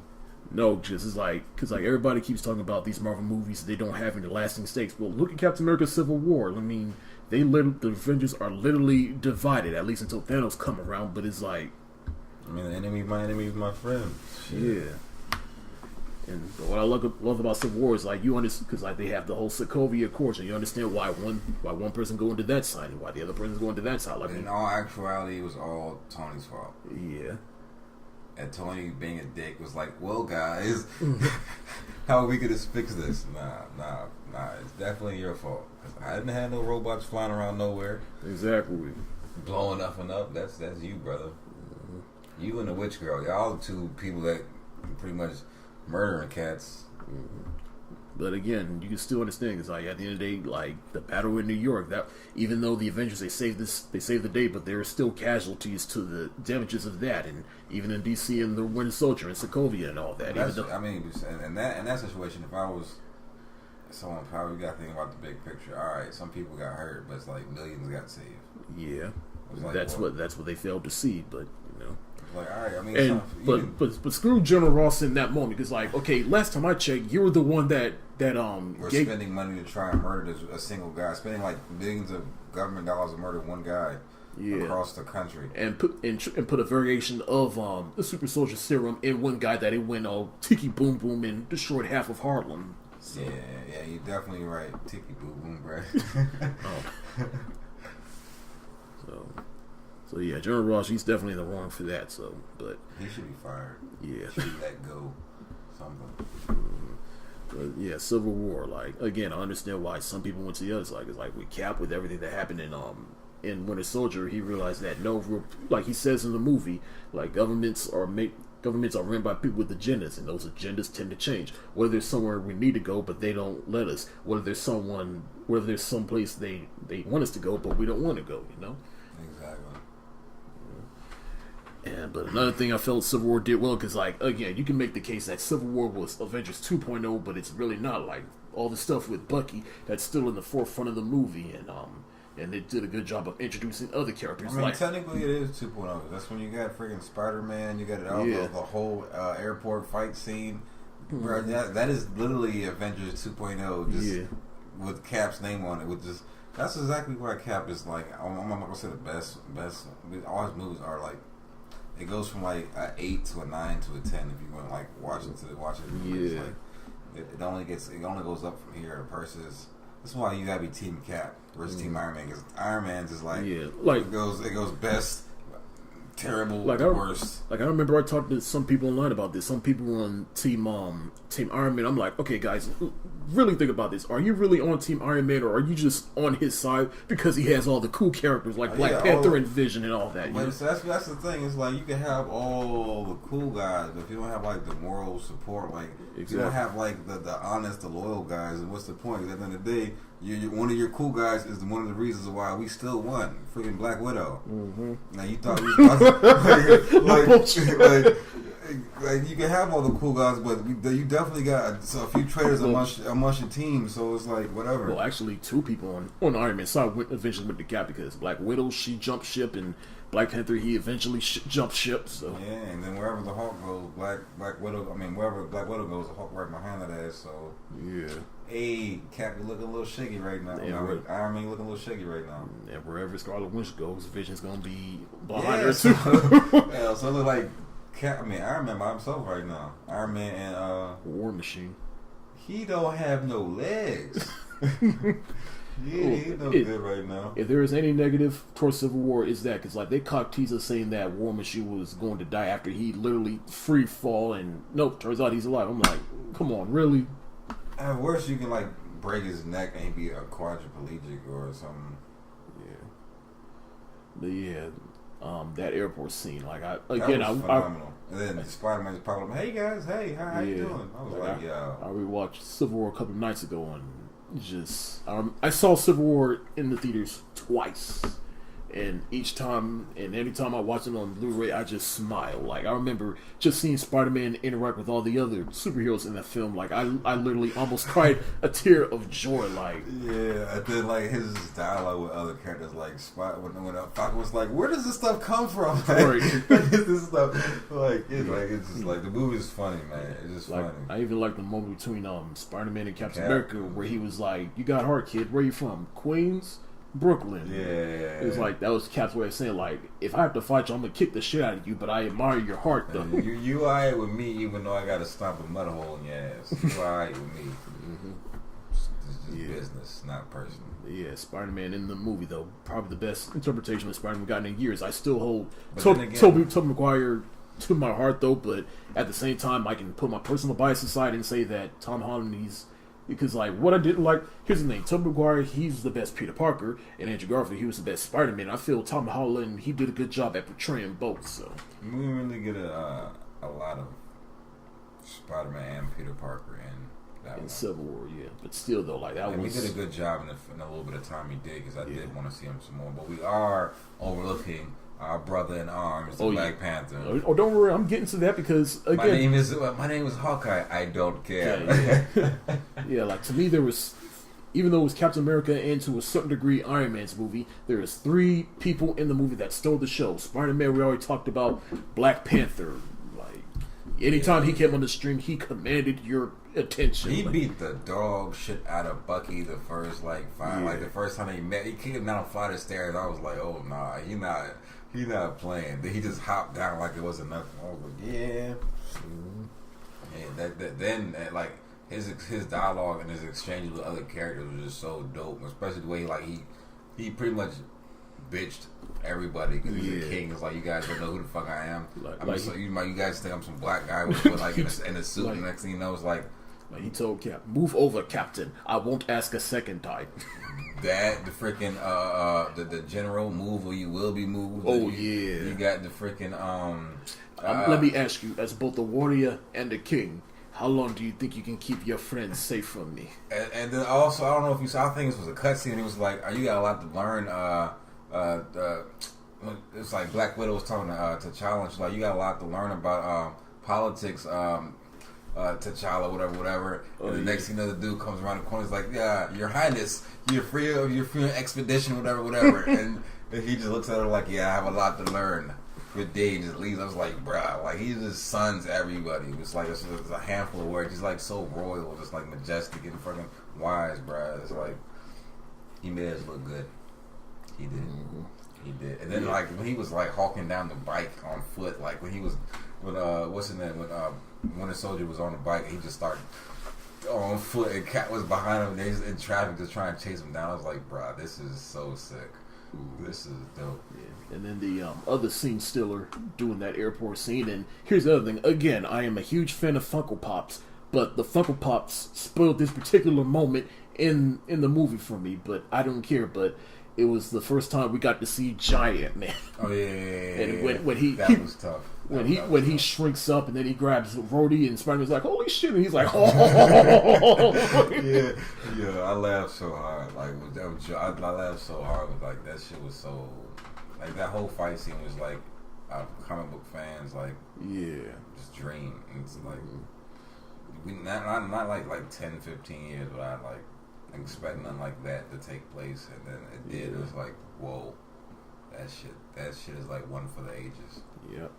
And then, of course, not even at the biggest plot twist of not just that movie, but in my opinion, the whole universe, and that is at the end where Cap, Bucky, and Iron Man fight, because Iron Man found out that Bucky was the one who killed Iron Man's parents, and I just like the build-up leading to that, because throughout the movies we see that Iron Man, Tony Stark, he never really got to, he had a rough relationship with his father, and then he held that inside of him all this time, and then he found out, wait a minute, you're the reason why my parents are dead. You're the reason I never got to reconcile, so I'm just gonna beat the shit out of you. But at the same time, you can understand Cap, because it's like, that wasn't Bucky, that was Hydra. Exactly.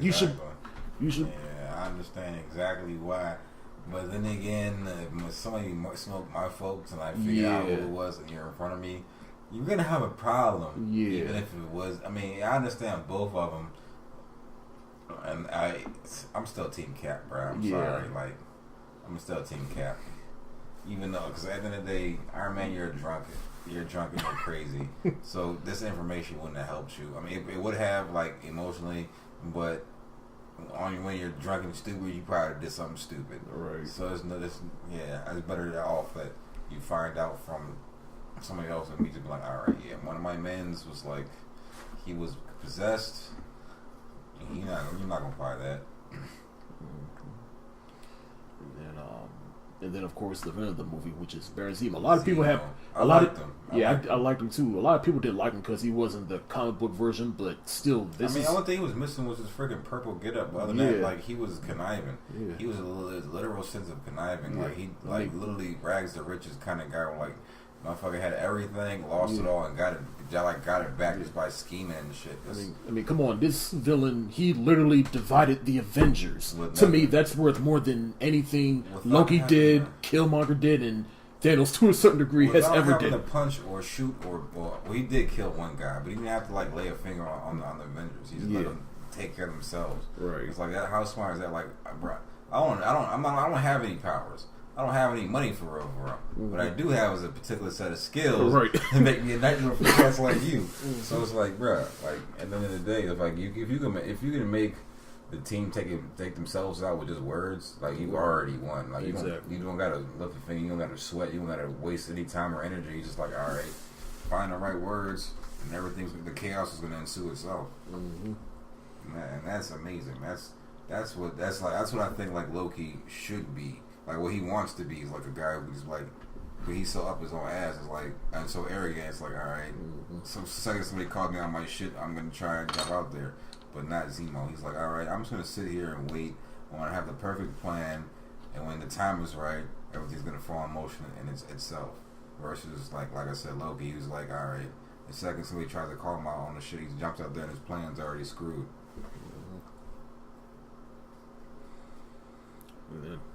And then the two end credit scenes of that movie, which is Bucky with his arm cut off, thanks to Iron Man, but he's in Wakanda and he says, "Look, until they figure out how to get all this shit out of my head, I need to go back under ice." And he's in Wakanda, and then I just remember like Cap, he said, if they find out he's here, they'll be coming for him. And T'Challa's like, "Let them try." And then it pans out to a statue of Black Panther.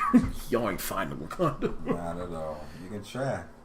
And then the second scene is of Peter Parker, Spider-Man. He's in his room, and he has the Spider-Man flashlight that shoots up in the air. And Aunt May, or Aunt Bay, as I call him, because she is too young to be playing Aunt May, but Aunt Bay, she's around my age. she I love Marissa Tomei. Yes, I do. So yeah, Captain America: Civil War, absolutely my favorite of all the films. Next up after that, Doctor Strange. I remember when I saw that in theaters, like I liked it, but I wasn't over the moon about it. Now it also doesn't help that, again, before that we had Captain America: Civil War, which blew all of my expectations. So I had to lower my expectations on Doctor Strange, but over subsequent rewatches of Doctor Strange, I like Doctor Strange, and I like what they were trying to accomplish with that. And favorite scene from that movie, Dormammu, I've come to bargain. Yeah, I didn't see the whole movie, but like in bits and pieces I've seen, that was one of them, and most of the fight scenes when he's in the hallway, I kind of respect his cape more than I respect him. Yeah, because that guy's bad. But then again, the dark magic and the time stone, those two things, dude. If you use it correctly, like there's no way you can lose. Long story short. Yeah, Doctor Strange, he's a character that I'm totally not all that familiar with, but I felt like they made the best Doctor Strange movie they could come up with. So. I liked him in the cartoons because he was like wise, all-knowing, and kind. Yeah. I was never really familiar with his origin until the movie came out, and I was like, his origin is kind of bland. Yeah. Until they get to like I guess you can say the temple part and whatnot. So, but then again, it's still like, all right. The privileged guy, arrogant asshole has to go through a phase to learn a lesson, and on learning a lesson he gets powers, and then he becomes the great one, whatever. But I feel like with his abilities and his power set, like they could really do a whole lot with him. But I don't know exactly how far they can go with Doctor Strange. Yeah, because they try to use like one of his big bads like straight out the gate. Dormammu, how do you go? What do you do after that? Like, how do you go bigger than that? He's like he's like Galactus. Like, you don't really get nothing else after that. The end credit scenes of Doctor Strange, which was one that teased Thor Ragnarok, which I'll get more into when we get to Thor Ragnarok. But the second one, which is of Chiwetel Ejiofor's character Mordo, he finds that person that led Doctor Strange to Comitage. Yeah. No more. No, he said, you know what the problem is? Too many sorcerers. He said something like that. So, so I guess that says something Doctor Strange too. The next year, which was last year, 2017, we had Guardians of the Galaxy Volume 2. I don't care what anyone says. I love that movie, and even more than the first film. A lot of people gave it crap because it was too comedic, especially during serious moments, but I loved it. And then it expanded Star-Lord's story and all the stuff with Gamora and Nebula, and of course, R.I.P. to Yondu. I just watched the movie like maybe 2 months ago. Yeah, I remember you told me. Like, and I cried. Yeah. That Yondu funeral was what killed me. That was like, dog. There's something about I don't know, respectful about that shit, bro. It's like it just sold me right there. Other than that, like that movie was dope, and I ain't mind the funny bits because I mean, like a lot of times these movies try to be serious and they be up their own ass, and it's like it's either hit or miss. But a lot of the jokes were funny, and at the same time, like you said, they did a lot of backstories. But like I never knew Gamora was like a freaking like tinker whatever. Like they every time she lost, they had to like rebuilt a piece of her. So it was like you can see how many times like damn it, you can count how many pieces she got. You can tell how many times she lost, type stuff. Versus Gamora was like all she wanted was like love and shit, and like she's gonna have to keep fighting like fucking maniac. And Drax, like him, just like he was a fool. Yeah, I'm sorry, but he was my least favorite part of that movie. I'm sorry. Honestly, I liked him more than like Kurt Russell. I'm not gonna lie to you. Really? Yeah, because at the end of the day, I feel like Kurt Russell was just being himself. Yeah, I mean he was, but at the same time, it was a total. It was a total flip for me to see that he was the actual villain of the movie. Yeah, that was a little new, but the same way, like I didn't appreciate like it was like how it was like the big reveal of like what happened to Star-Lord's mom. I thought I was lackluster. I thought I was really lackluster, and it was like, all right, like even talking about this shit for like a whole movie and a half, and now it's like, oh, I'm sorry, and like that's the whole thing. I thought it was just like, all right, something more grandiose. So it was like what happened or something like that. Even though he was like his mom just got sick in the first one and she passed away, but now we know why. Mm-hmm. But I feel like still. And then it would be nice if you got to see some of Peter's brothers or sisters, if he actually had any more living or around. And then, but I also feel like the gold people were like a waste. Yeah, because they didn't do too much of anything. Yeah, except and Taserface. But the Taserface thing let me realize that even though he was some shit, his mutiny gave a lot more backstory on Yondu's character, right? Because we thought Yondu, well, from my opinion, Yondu was like some badass mercenary his whole life, and the whole time he was part of the Corps or whatever, just got kicked out. So, and then that's when he got his warrior funeral. I was like, yeah, I mean, you earned that shit, man. You saved the world, you saved the universe. Favorite line from that movie. He may have been your daddy, that too, but he may have been your father, boy, but he wasn't your daddy. I thought she was gonna go, I'm Mary Poppins, y'all. Yeah, yeah. Yondu was definitely the standout from that movie. And Yondu, Groot, Nebula and Gamora, I should say. I feel like even though they did have their time was very, very limited, especially Nebula's, because I almost forgot she was part of the ragtag team until like the very end. Cause like the main things I remember her is like fighting Gamora, trying to drop a plane on her head, and then fussing about how she got chopped up and whatever, and put back together. So I feel like her time was not that. But I feel like they still made it work. It's like in the end, I think Nebula, she realized she's not even mad at Gamora, she's mad at Thanos. So I mean, but at the same time, it's not really doing much for her character because she's just still pissed off. She's just still the same individual, but just not. I mean, instead of being mad at one person, just mad at another person. It's like we still don't know. We got a little bit out of you as far as your backstory, but we still don't know like too much more. Yeah. The soundtrack to Guardians 2, I felt was a little underwhelming in my opinion. I was expecting a whole lot more, but good song, good old songs. Yeah, it had a couple of recognizable songs, but other than that, I just feel like they just took songs from one-hit wonders. They might have tried to switch it up. We're like, all right, we're trying to be known for more than just music. We're trying to be known for the actual movie instead of just like the music. Is when people really like came off, like people was buying the soundtracks for the freaking Guardians of the Galaxy more than he was probably buying the movie, or if not as much. That's like, you know, these good songs. You got this decent movie. He's like, We'll see. I'm interested to see what song. Well, if they make a soundtrack for Infinity War, but if they but when they get to Guardians 3, I'm curious to see what songs they pull off that Zoom that All right, another thing about it too. How the fuck is their ship so fucking sturdy? Because remember, they was surrounded by all the fucking yellow guys, and they was getting shot at by like from every direction. Oh yeah. And next thing you know, it's like fucking super lasers. Everything's dead. I'm like, oh no, Nebula hooked herself up to the ship and blew up everything. I was like, yo, why didn't you do that first time? Like, yeah. We shall see. The end credit scenes. There is multiple ones. I won't talk about all of them, but yeah, you had the one with the gold people where they had Adam Warlock in that little chamber thing. Not Teenage Groot. Yeah, I like the Teenage Groot one. He was like, you had the supposed original Guardians of the Galaxy with Sylvester Stallone and everything.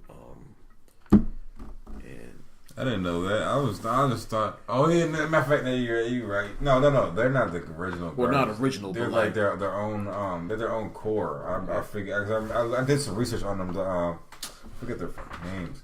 They all got like they all got like special abilities. They all got like certain backstories. Which the Reavers, yeah. They're all the Reavers, and what's it called?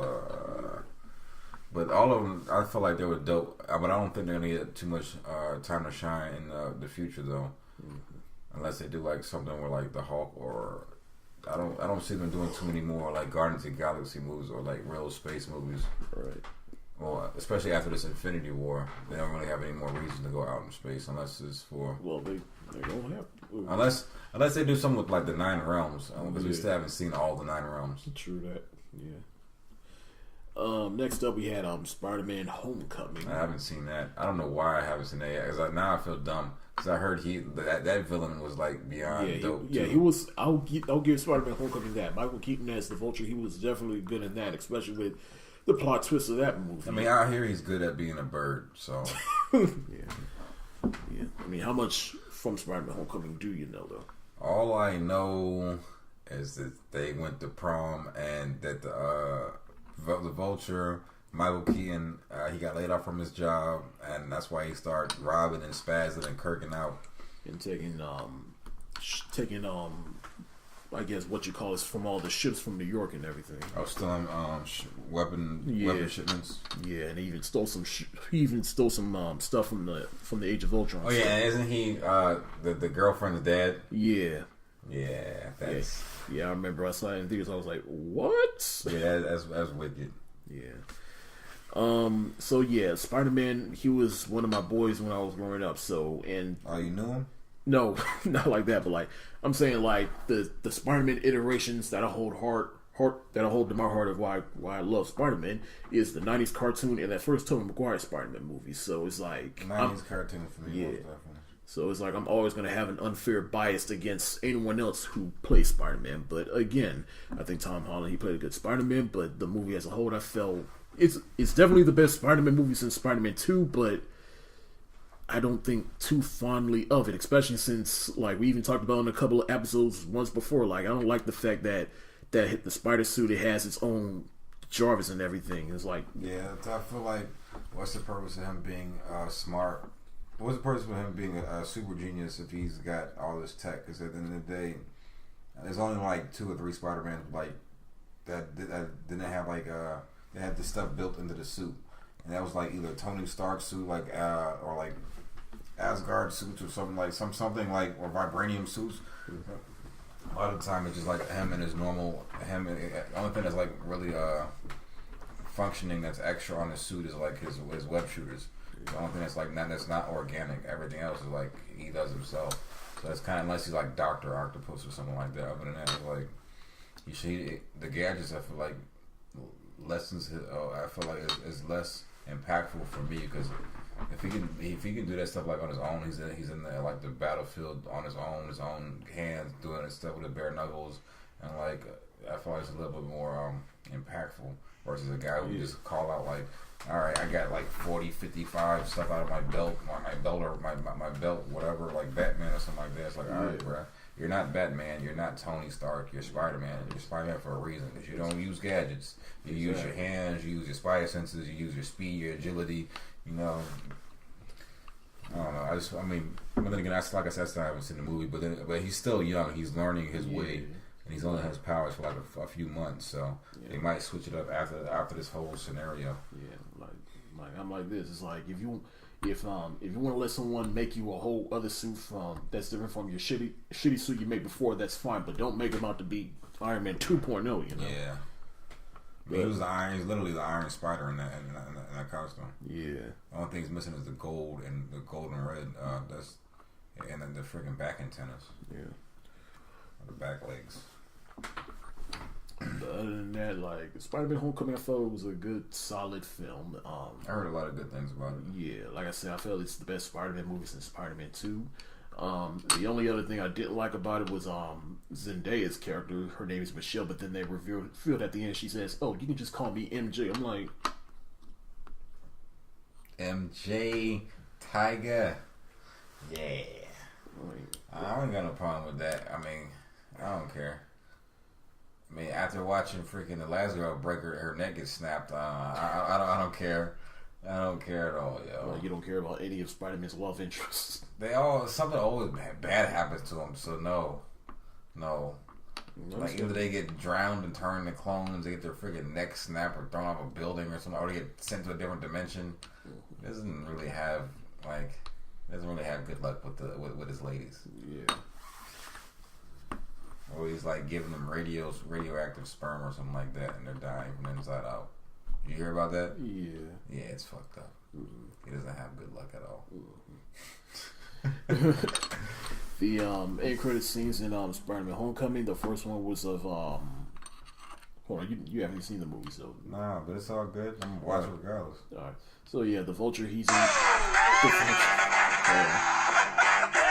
Sorry, people, my phone is retarded. But so yeah, the Vulture, he's in jail and he comes across someone with the scorpion tattoo, asking him. So he asks him like, "Do you know who Spider-Man is?" If I'd have told you, like, he pretty much saying like, because Spider-Man, he did spare the Vulture's life and he saved him before he turned him into the authorities and everything. So there's a tease of Scorpio in the future if they make any more Spider-Man movies. And then the second one was of because like throughout the movie they have these little public service announcements with Captain America in the gym, and in fact there's even a scene in the in the trailer. Well, not just that though, but do you know that guy? Yeah, he stole his shield. But even after that, they had Hannibal Buress as a gym teacher, and then he says, "All right, guys, you heard Captain America. I mean, I'm pretty sure he's a war criminal now, but who cares? I'm required by the state to play these videos."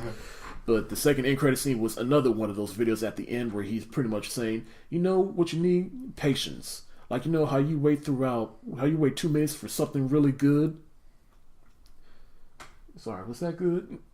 Because like you get it, because he's pretty much talking to the audience saying like you waited throughout the credits to see something cool, and then turns out it's nothing. Wow. Like I see the irony in it, but at the same time it's like, you son of a bitch. Yeah. Oh wow. So yeah, good thing on the heads was for to duck that one. Yeah, you just go ahead and duck that one. Next up, we had Thor. Well, before we get to Thor Ragnarok, we had the Inhumans TV show, which I won't talk too much about because I saw that and that show was straight up garbage. I mean, like, it wasn't only one episode, right? No, there was more, but it was 8 episodes. Yeah, but because I tried to watch the first episode, but it was like so jarring. It was terrible, and like the way they cut from like regular to like the frame drop and freaking it was the bars on the top. Yeah, because the first 2 episodes were shot in IMAX because they wanted to play the first 2 episodes in IMAX, and then after that it was shot like a regular TV show. CGI, the Medusa. I was like her name is Medusa. Why would you cut her hair off? Like, there was so many things. I think the only thing I saw that was cool was the dog.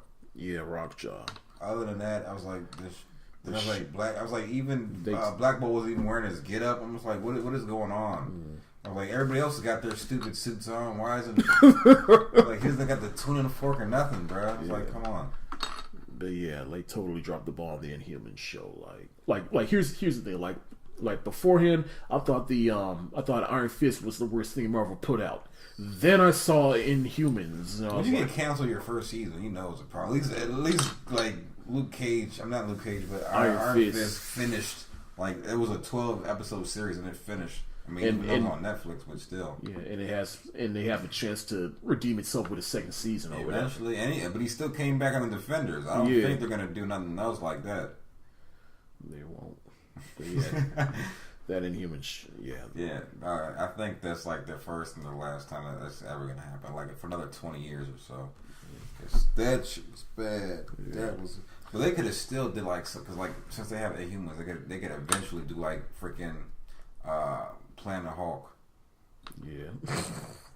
Like it gets like episode where the Hulk comes in, beats the dog shit out of Black Bolt and just dips. Like you see the masses, people, your heroes trying to kill me. This is if you try to fight back, this is what's gonna happen to you. He pulls up Black Bolt like whole face be there. Yeah. Speaking of Planet Hulk, Thor Ragnarok. I remember that first trailer come and it had the Immigrant song playing on. I was like, that movie is so weird, But it's so. I haven't seen the whole movie, but like the parts I've seen with Jeff Goldblum in it. This man is so he's like a treasure, bro. It's like, oh yeah, that's the orgy room. I was like, what? Like what? Like this is still Disney? We can say that in these kind of movies. Like, I mean, it was directed by Taika Waititi, who and I like his character in the movie, the Rock guy, Krog, something like that. I forgot. Korg. Yeah, but either way, like Screen Junkie's honest trailer said it best. Don't fire the Riddle. Embrace him. It'll make for a great movie. Yeah, because the bits I've seen, like between Korg, the trailer with Hulk and Thor talking in the war, and then the war in the arena. Yeah, like there's that whole movie is like that looks like a very fun, good time, good old time. And then matter of fact, I've seen quite a bit.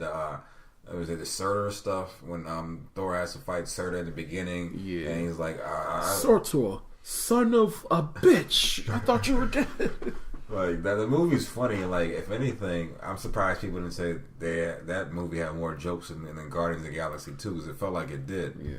But I think the thing is with Thor Ragnarok, it was more balanced. Like it was serious when it needed to be serious. It was funny when it was allowed to be funny. Only reason why it balanced it out was there's so many people dying. It was like 1,000 people died, and the whole freaking planet got blown up. It was it kind of like, all right, it was funny, but that nigga dead. So right.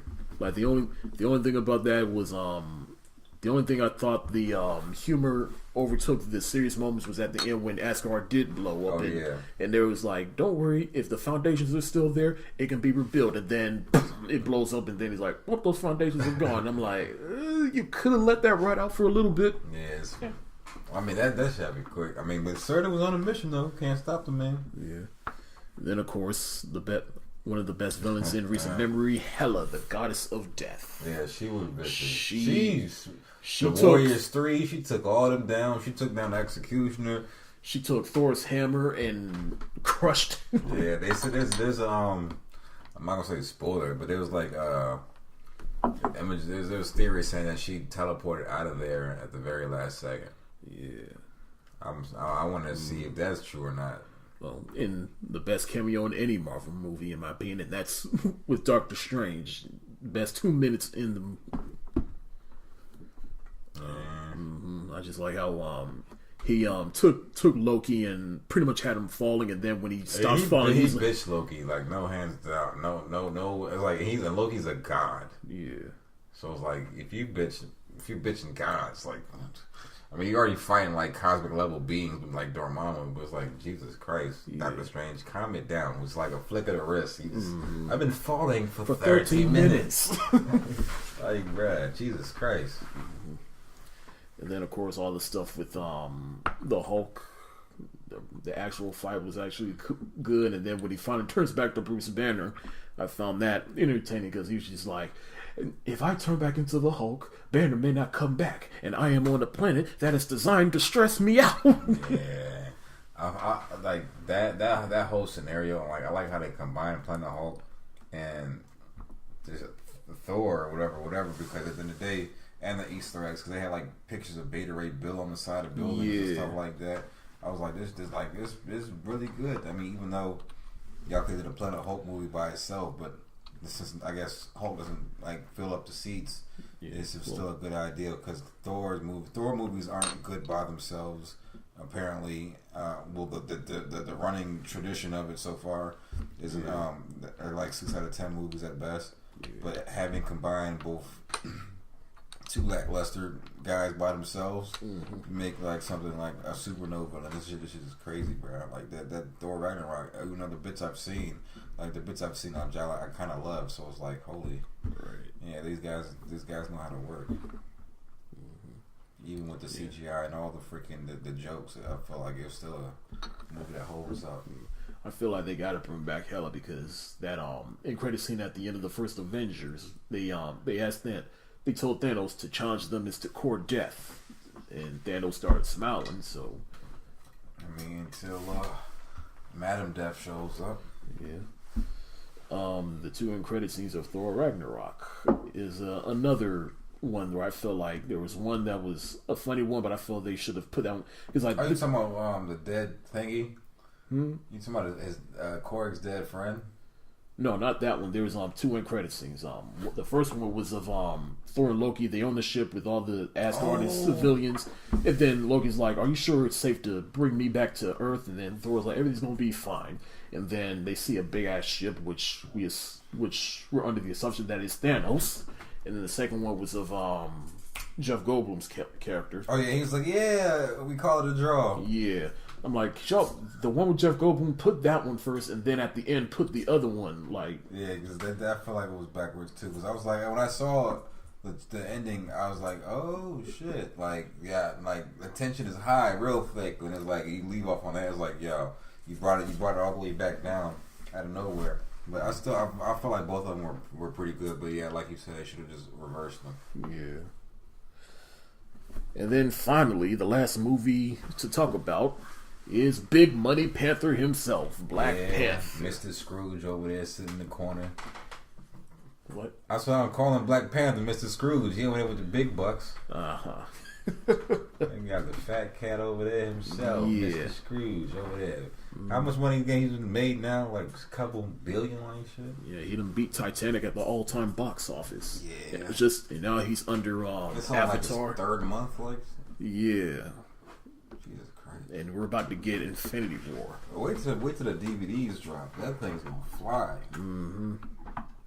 So yeah, Black Panther, what good thing has not been said about this movie? It's phenomenal. It's one for the ages, for the culture and the community. If you are a Negro, you love this movie. If you are not, you love this movie. And gave us the best Marvel villain since Loki and Killmonger. And shout out to Michael B. Jordan. And Zemo. You ain't gonna do Zemo like that, bro. I mean, I'm like this. To me, in this particular order, it's Killmonger, then Loki, then Zemo, then the other 2. I can't put a finger on it. Oh yeah, well first off, Ulysses Claw. I absolutely loved in this movie. And the fact that he's played by Andy Serkis is just hilarious to me. He was a maniac. That guy was a psycho. You want to listen to my SoundCloud mixtape?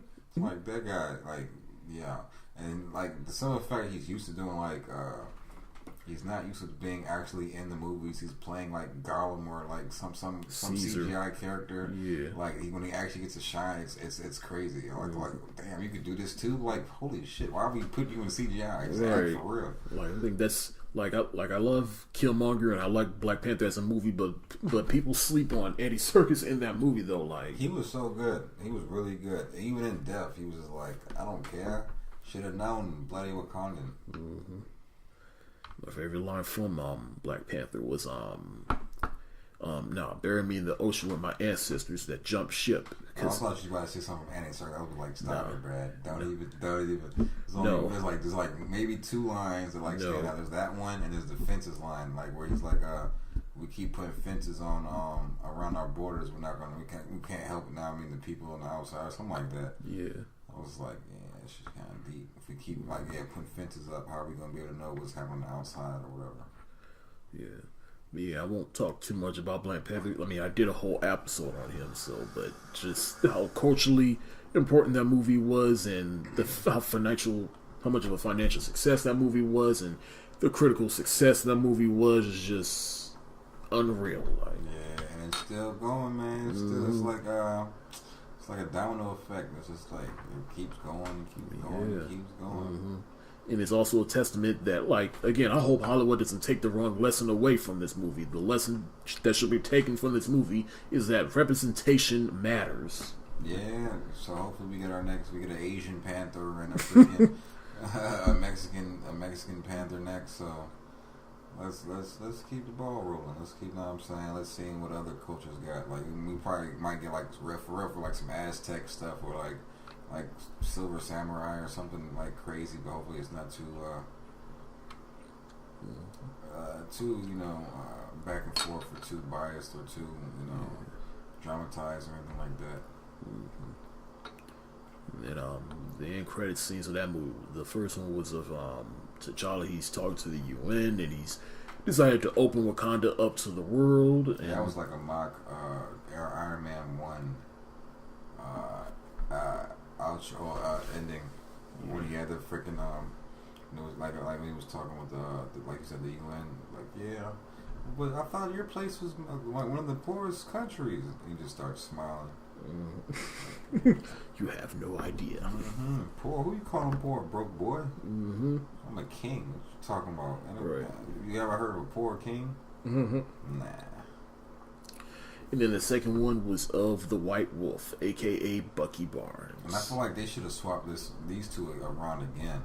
Really? I feel like they should have stayed in Wakanda for the White Wolf thing, and then went to the UN meeting, and then said a little bit more. Like, I thought you guys were broke. How much does vibranium cost? Some simple shit like that. But then again, like, it was still a good reveal, but we already knew where Bucky was, but we didn't know what he was doing. Right. Yeah. Oh, and to go back to soundtracks, because we had the Guardians of the Galaxy soundtracks. The soundtrack for this movie, but primarily Killmonger's theme song. That shit is lit. Yeah. I mean, the whole soundtrack is dope, but Killmonger's theme song, I was like, yo, I damn near download that shit to my phone. And now we're finally to the big one, Infinity War. Yeah. Now, what are your expectations for Infinity War? People gonna die. I feel like Loki's gonna get fucked up really bad. Thor, since he's nowhere near the Guardians of the Galaxy right now, is gonna get super fucked up to the point where he's got to run and go. He's gonna get knocked into space to the point where he gets smacked into their ship, or he's hauling ass to go find some help. But either way, people gonna get a mud hole stomped in them. Wakanda is not gonna be the same after this. Yeah. I'm curious about whose contracts are ending, so I can realize who's dying now. So they're not gonna catch me crying in the theater no more. You know what I'm saying? So like it's funny you mentioned who's gonna die, because I thought of because I broke this down to three categories. It's like who is safe, who is in danger, and who will definitely die, and I base it off of not just where the characters are in their particular storyline, but whose contracts are about to expire. Well, but as far as who's not going to die, first off, you ain't getting rid of Big Money Panther. Nah, he just got in the door. You can't smoke him just yet. Mm-hmm. You ain't getting rid of Spider-Man because, again, he just got his own movie and they finally just got him right. So, but they might could kill him and make him Miles Morales real quick. Yeah, they could. As far as the Guardians of the Galaxy goes, you're not killing off Star-Lord. You're not killing off Rocket and Groot. They might kill off Groot again and just grow his ass back. Other than that. And then, Drax might die. Yeah. Because this is like, this is his whole goal. He was built to fight Thanos. Right. So after that, it's like, what do you have left? What do you do now? Yeah. Nothing. Yeah. You're not killing off Ant-Man because right after Infinity War, he got Ant-Man and the Wasp. So. I mean, yeah, you're right. I was about to say there's one more Ant-Man. Yeah. So, but they're not going to do that now. Yeah. You're not killing off Doctor Strange because he hasn't even gotten his second movie yet. Fuck no. You're not killing off War Machine because you're not going to cock teases for a second time. Well, they probably are going to smoke him because he's literally good for nothing now. Yeah. He has no point or place or nothing, nothing to prove in this war. Now they just a friend of Tony's, so he should be the first one to go. And plus, he's already halfway broken. He's already halfway. He's got 1 foot in the grave already.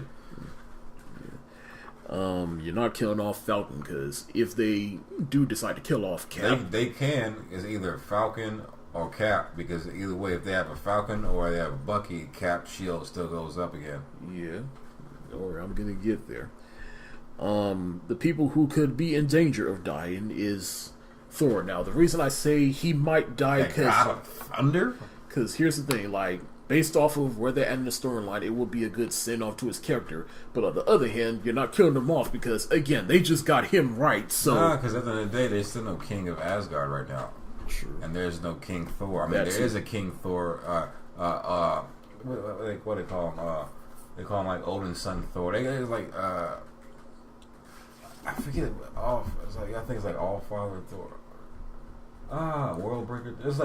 It's like a Super Thor. I forget his name. I forget the proper name for him. Whatever. Where he's like all of Odin's essence is in him. Pretty much. If they kill off Thor, who are they going to get to replace him? So there's no secondary for Thor unless they're going to knife like some Jane, and I don't think they're going to do that right now. Right.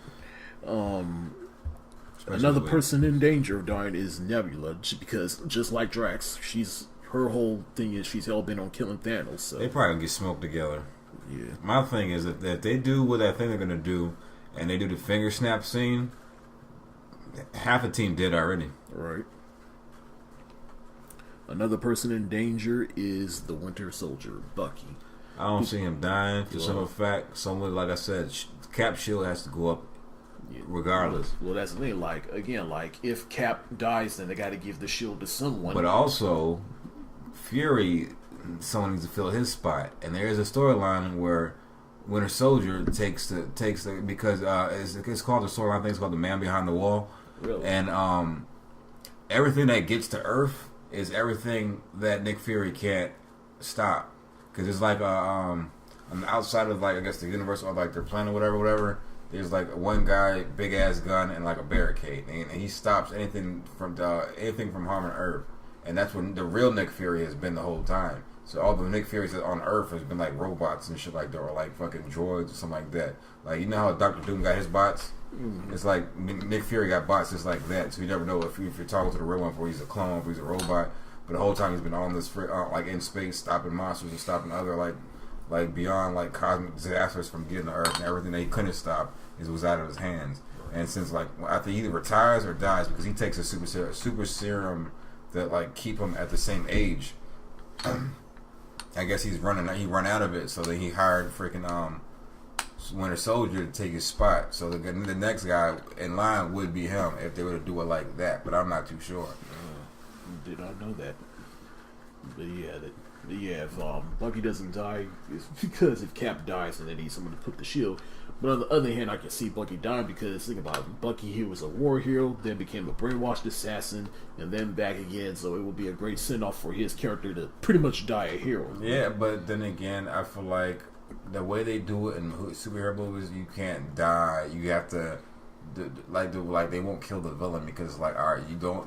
The only way you're gonna repent is if you if you like spend the rest of your life doing good type stuff. Right. So I feel like that's more likely what's gonna happen to him. It's like you can't kick the bucket here, bro. You still got so much more you gotta do.